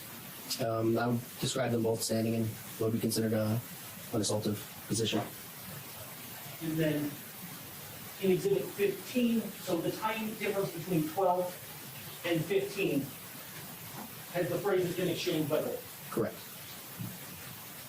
Lastly, in Exhibit 26, is this, what are you doing in Exhibit 26? Did you describe this to us earlier? I believe at this point, that's where I finished radioing, receiving verbal commands while simultaneously reaching for my OC spray, which is on my back right side.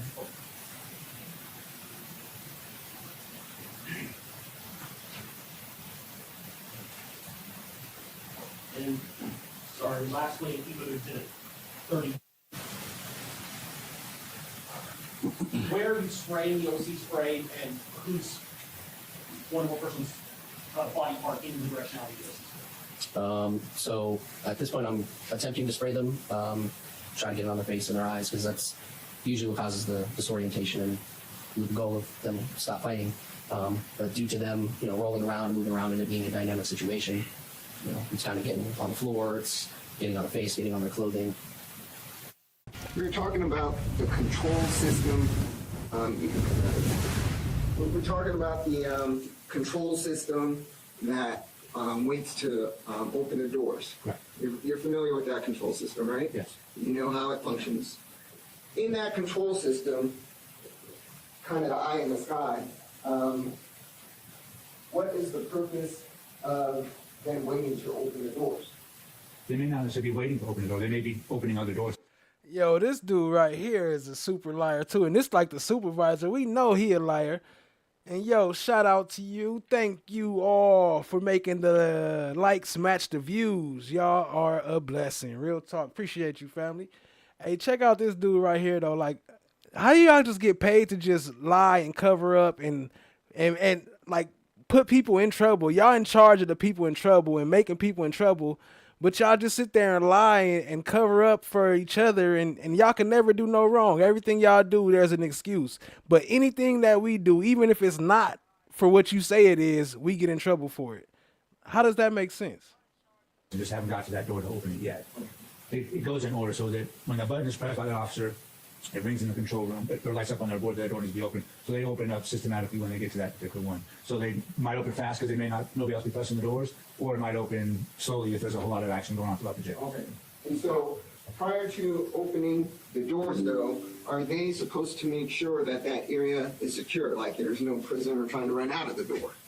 Well, in some units, there's people out on free time, so those doors open when inmates are out. So not necessarily. Okay, Now, what about in your max units? Yes, but in a unit like this, no. Why not in a unit like this? Not according to our policy. What was the name of this unit again? This is 7 Charlie, 7 David. No, but you had a term for it.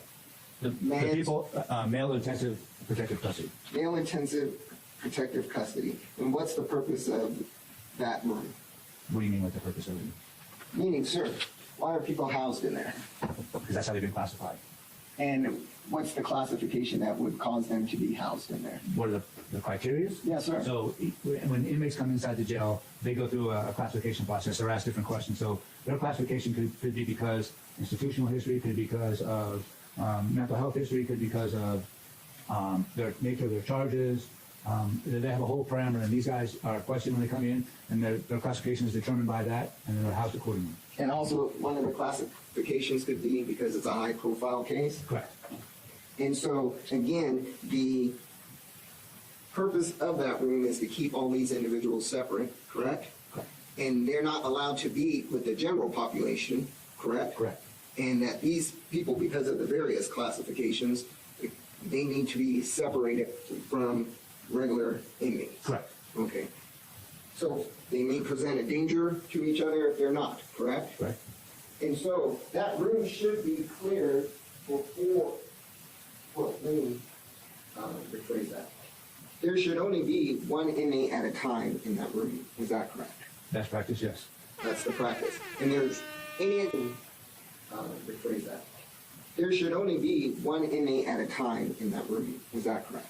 Best practice, yes. That's the practice. And there's any occasion where there should be two in that room. Not necessarily multiple officers with those particular individuals, and they're separated by officers. Okay. There are occasions when they're going to court or going to an appointment where there are multiple officers. They're transporting individuals, but those officers, there's more than one officer by himself with those inmates. So the practice is that there are not going to be two guys in that room at the same time to sit there and watch TV or any other activity. So our policy states that you can have two housed in the same unit together. Generally, by best practice, we generally don't. But it is our policy you can have two individuals housed even in the same cell together. Okay. But in this particular room, there should be an officer with that individual while they're coming through that room. Best practice, yes. It would be ideal. And you said the one officer, I believe you called him the module officer. Correct.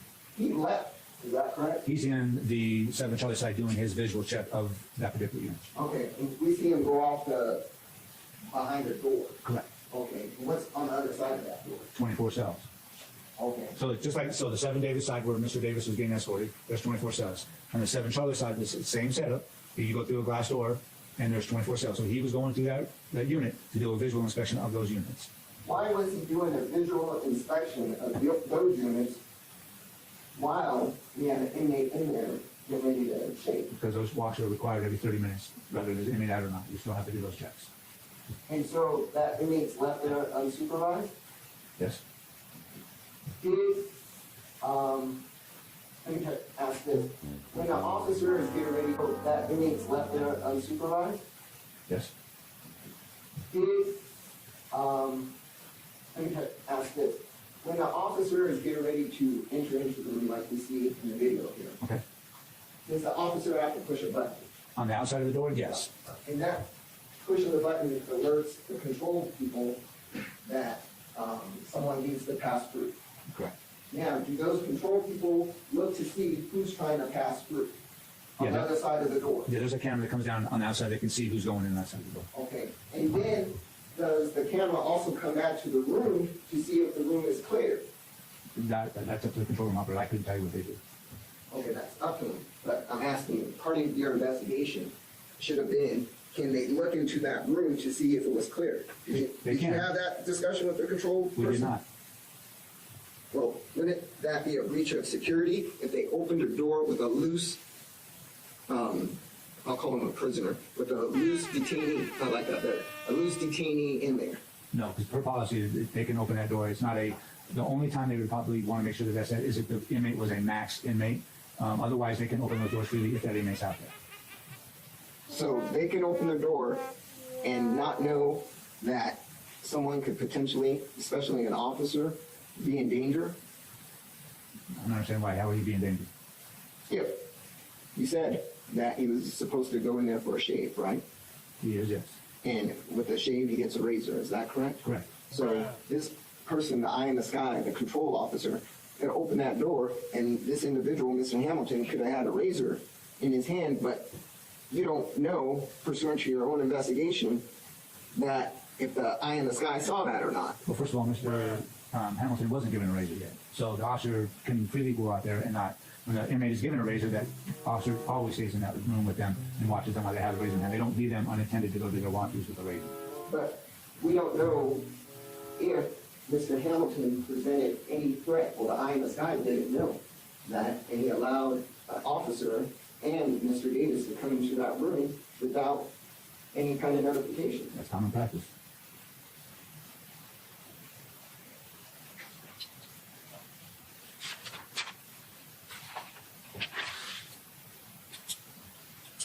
Now, you said as part of your investigation that they had words between each other.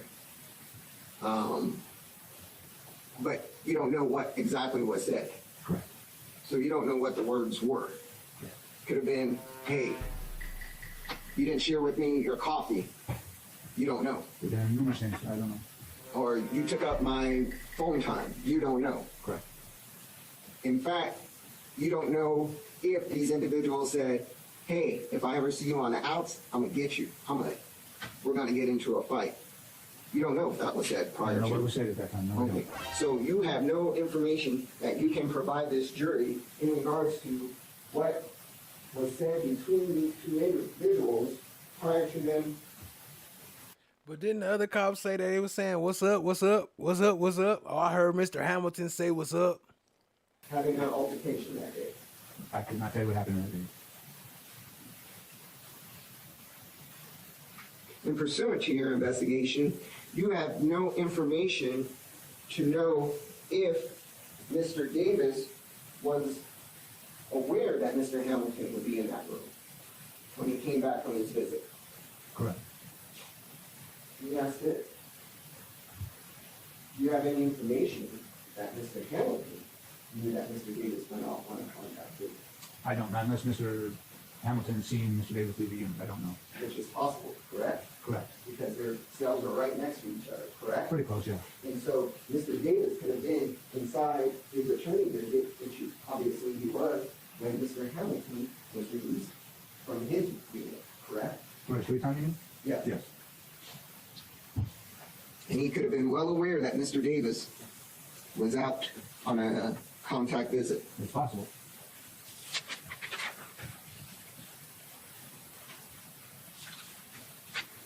Real briefly, I want to turn my attention to Officer Kai. What is the purpose of the inmate being escorted by an officer to his contact visit? Because he's leaving the unit. So once he leaves that unit and goes out, the officer escorts him to the contact visit. When they're done, they bring him back in this particular unit. Mr. Khan appeared to be walking back to his actual cell itself. Is it not safe to just let him go to his contact visit and come back? Well, I don't know what Officer Khan, what his plan was, but apparently since he didn't see the officer in there and seen the officer walking through the other module, he was going to walk Mr. Davis back to his room, which is a common practice. Okay. And again, are they just allowed to just go to the contact visit and come back to their room? You guys are in control of the doors, right? Inside the unit itself, we control the doors, yes, Right. the cell doors. And the doors leading out to the attorney visit rooms, you're in control of those doors, correct? Yes. And it would be impossible for someone to escape because of these doors and how they operate. You just can't get through these doors. No. You agree with that? Correct. And so, couldn't my client just go to his contact visit and come back and go back to the cell? By himself? Yes. No, Why? because it's on a different floor. Okay, but he knows Duane, right? They're not allowed to walk by themselves throughout the hallway. Why? It's a security thing. We never asked. It's a security thing. That's correct. And so when the officer is bringing the my client back into that room, isn't he supposed to provide for his safety and other inmate safety? Sure. And he's reading a card at the time of this incident So obviously, he didn't take the time to provide for my client's safety. That's fine. But was part of your investigation that there was a breach of security there in that day room that day? It was not a breach of security. You feel everything? I explained you could have 2 inmates in the same cell, they're in the same house, they're classified as the same. So it's not a breach of security. It's not a violation of policy. It's just the best practice if you would have maybe seen Mr. Hamilton, but it's not a breach of security. Right. And but you also said the best practice was for them to both have been supervised or be escorted or watched by another officer. If the officer was available, yes, it would have been the best practice. But the officer chose to go do a watch as opposed to watch Mr. Hamilton, and then there was an allowance of another inmate coming into contact with the inmate that was unsupervised. Mr. Hamilton can stand at the same flight officer as if he was doing, there was no threat. He has to do his watches, it has to be done. And There's no threat of security. And that's the point. He could have stood at the scene and nothing would have happened. But Officer Khan had his head buried in the car and didn't watch Mr. Hamilton come off of that scene. Correct. But not a breach of security.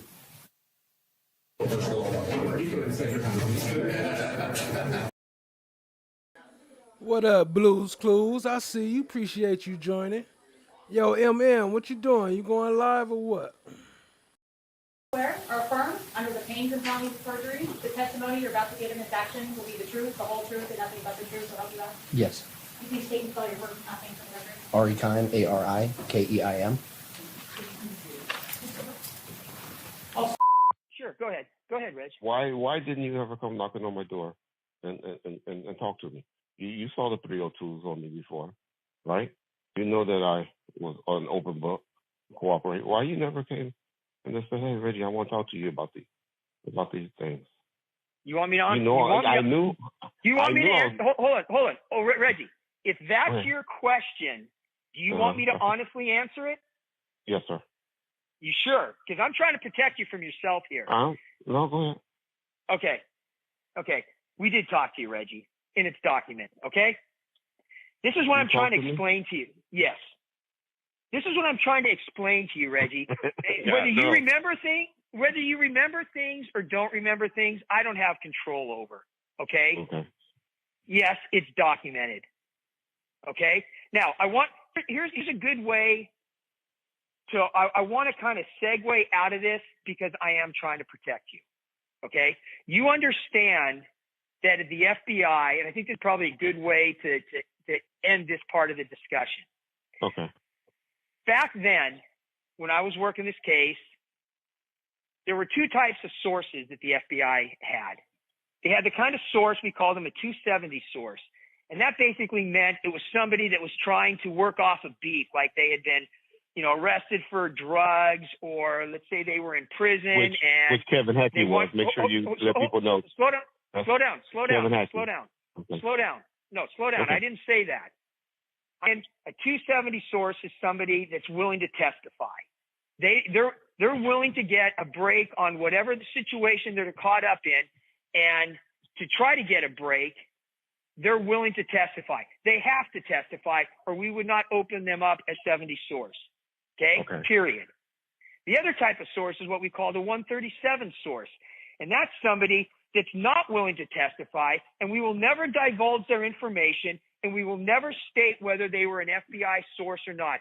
And the reason for that is for a couple reasons. One, it's not only to protect the source, but 2, it's to show sources out there that when the FBI gives their word, when they want somebody to cooperate, if that person is willing to cooperate, but they don't want anybody to know that they're cooperating, they don't want anybody to know the kind of information they're providing, or what the reasons are that they are providing the information and cooperating, that we will never divulge their name. That includes even in front of a judge.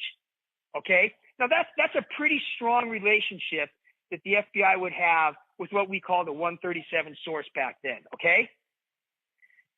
You understand that? You understand the distinctions between the 2, right? Okay, yeah, got you. Okay. Let's just leave this right now then, that at first you didn't think that you'd ever met with me. And now you if you say you was LJ partner, exactly. was it LJ? if you was the OJ partner, then I agree that I met with you before. Okay, you know what? For your Reggie, let's just leave this right now then that at first you didn't think that you'd ever met with me. So this dude on the phone, this was the one that they was talking about at the beginning, Reggie Wright, the one that the news was talking about, and the one that Keefe D was saying that he the one that's actually the main suspect.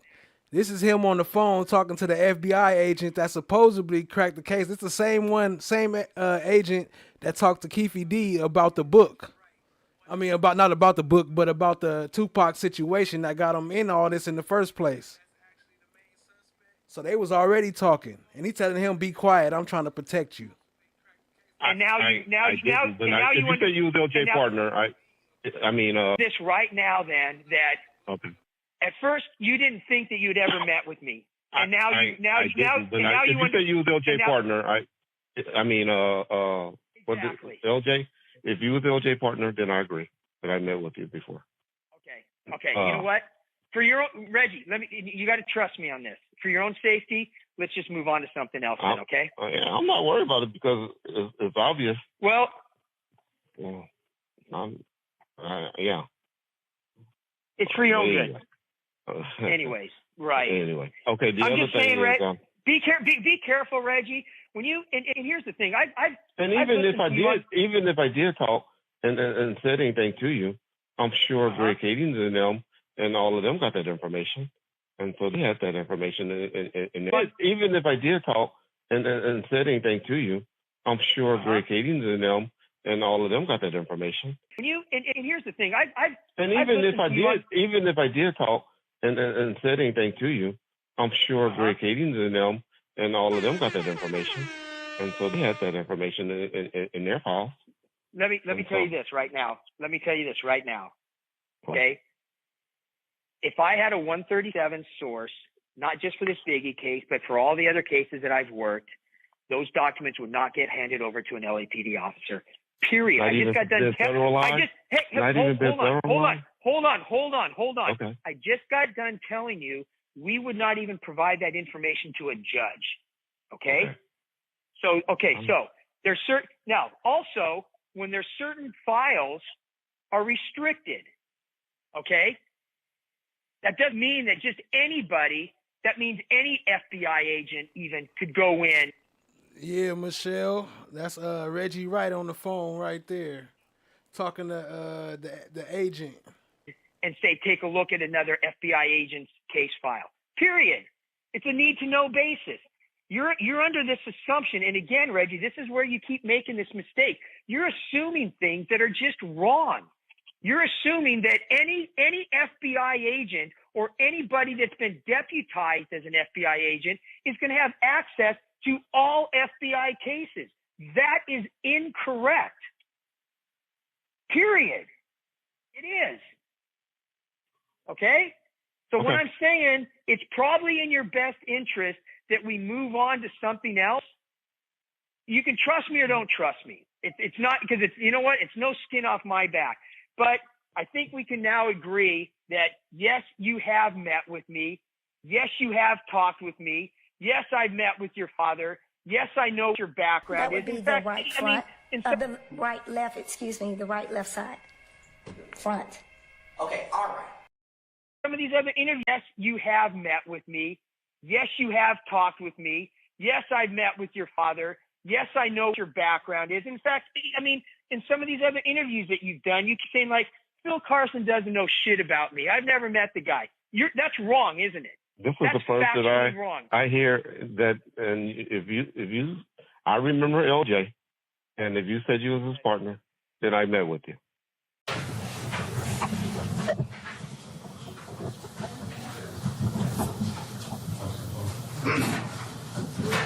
I don't find there's enough to reconsider my initial finding that the defense hasn't made a prima facie case about that this was from a legitimate source and the reason for it. Ultimately, I don't want to accuse anyone of anything, but I have a sense that things are trying to be covered up in ultimately what's being presented to me. Additionally, conversely, I also don't find that there's enough new information being presented to me to reconsider the pre-covenant presumption for the findings. So the counter motion is not, the motion to reconsider is denied, the counter motion is also denied. Yes, sir. Let's do the... Ronnie K90, what up? I see you. Appreciate you joining. Number one, appreciate that. Hey, check out old boy though. He about to go in on him real quick. What's your name, sir? Keefe D. I'm not gonna address this. All right, Mr. Davis. He in June, he was doing law that don't pertain to me. He kept on quoting it. Then the next in July, he did the same thing. Saying laws that don't pertain to me. That's wrong. And another thing. Attorney is going to potentially appeal this, so Okay, let me we'll get say, some clarity on this. Okay, August 9th, two deputies from two COs came to my cell, asked for the extra mattress. I gave don't take it. You know what I'm saying? I think they were sent by them to beat me up. So they brutally beat me up, they attacked me and assaulted me. And it was wrong. I told them I had cancer, I'm on blood thinners. You know what I'm saying? So I asked them what's their name. The sergeant just ran out the door. So I talked to my California lawyer. He said, they usually said inmates or young deputies to do this type of stuff. Just so I would, y'all could have something to say that I attacked them or falling back or nothing. So I just stood there, and I got cancer, and I'm on blood thinners. So I just stood there and let them assault me and beat me up. Then I tried to get the press here to come see me, my family. They blocked my visits, everything. This is wrong. This is wrong. What? You've made very serious allegations regarding police brutality and the DA is orchestrating some sort of attack on you. I wasn't aware of any of this. All the time they did it. So you can say that you attacked them. It was never brought to my attention, so there's nothing to connect that allegation. Ultimately, I think you need to be aware of the things that you're saying. They attacked me in the social media. The whole place seen it. All right. And they got the little camera there. And I asked them for their name. They ran them out the door. And that's wrong. I'm on blood thinners. And that's the first thing on the thing said, do not have no altercation. Because you know, a bloody nose and you can die. You know what I'm saying? And that's wrong. I got cancer. I kept on telling them deputies, what are you doing? What's wrong with you guys? What is wrong with you guys? I'm old enough to be a dad, man. You know, have some compassion. What is wrong with y'all? And they took $300-some worth of food out of my cell and everything. This is wrong. All right. You've had hearings regarding. You know, have some compassion. What is wrong with y'all? And they took $300-some worth of food out of my cell and everything. This is wrong. All right. Took $300-something worth of food out of his cell. Boy, he probably eating better in there than he was on the street. $300 worth of food with no refrigerator. You've had hearings regarding things that have happened in the jail. If you have something that you want Mr. Arnold to file, you can file it. And if there's an issue about connecting those two things that you have alleged, we can absolutely have a hearing on that if Mr. Arnold brings it to my attention. I appreciate it, and I wish there's something they be disciplined, fired. Something needs to happen, and they wrong. At this point, you don't have really much connecting this, okay? No, I got the nurses. I got the nurses thing. I filed with the nurses. I submitted it and everything. Submit it to me. Let Mr. Arnold know so he can submit it to me and I can review it, okay? Okay. All right, I think we have to get you back pretty quickly. That's because at 10:30 you need to go somewhere. So we are now done with Mr. Davis so that he can be taken back for that appointment. Thank you, Your Honor. Yeah. Appreciate y'all being here, family. Much love and appreciation. Crazy how they treating all of us, especially celebrities, whatever, but they going crazy in the courts. They ain't got to follow no rules. They just debo you, railroad you. And this ain't new. They been doing this. We just now getting cameras in the courtroom, but this how it's always been. That's what we always experience. Shout out to Late Night Baking with Mookie. We're going to give him a minute to set up. Shout out to Jazzy T. Appreciate you joining, family. Appreciate the support. Shout out to Brown Sugar Bay. What up, though? Appreciate you joining. Tat. What the fuck, man? What up, though? Appreciate y'all. FFS in the building. Sweetie. Ronnie K90. What up, though? Appreciate you. Michelle Gordy. What up? Gordy. What up? Blues Clues. What up? I see you. Appreciate you. Joni 4 in the building. What's good? Appreciate you swinging through. Steph JK came by and showed some love. I see you. Appreciate you, family. I'm seeing doubles now. Yep. Appreciate y'all being here, family. And we gonna get it in. I'm gonna set up the redirect to tap into Late Night Bacon.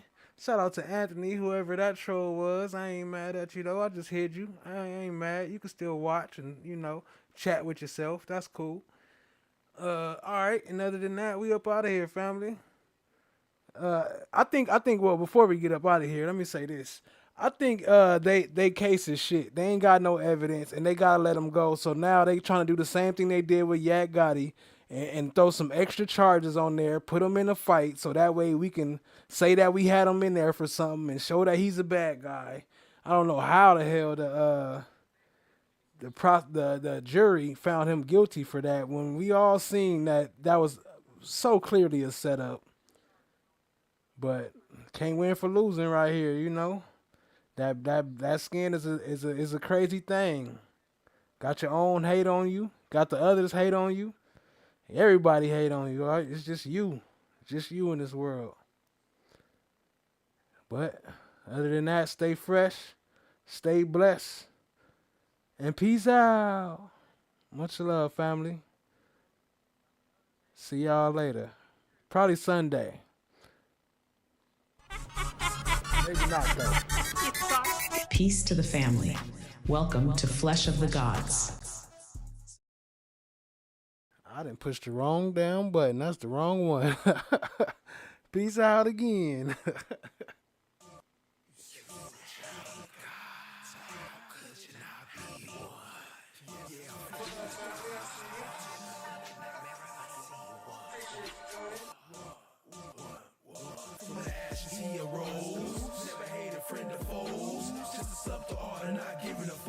Chasing down my goals, I self-law am master, supernatural disaster, metaphysical reaction.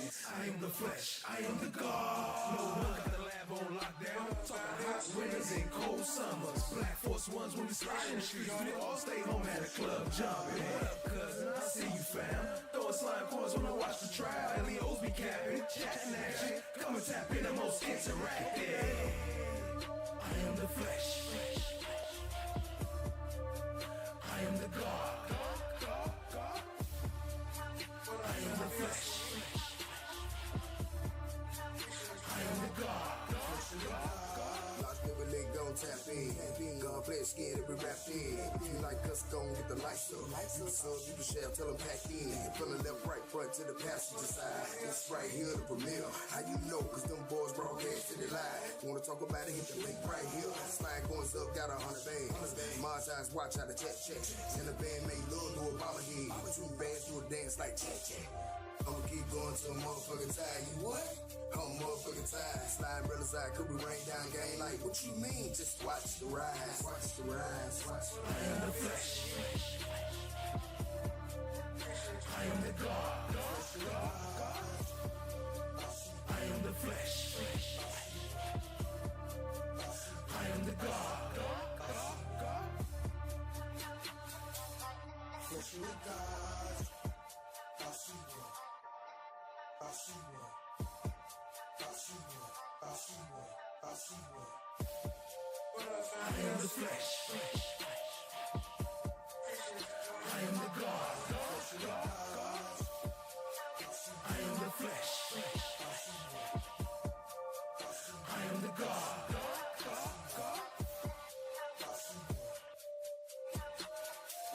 I am the God.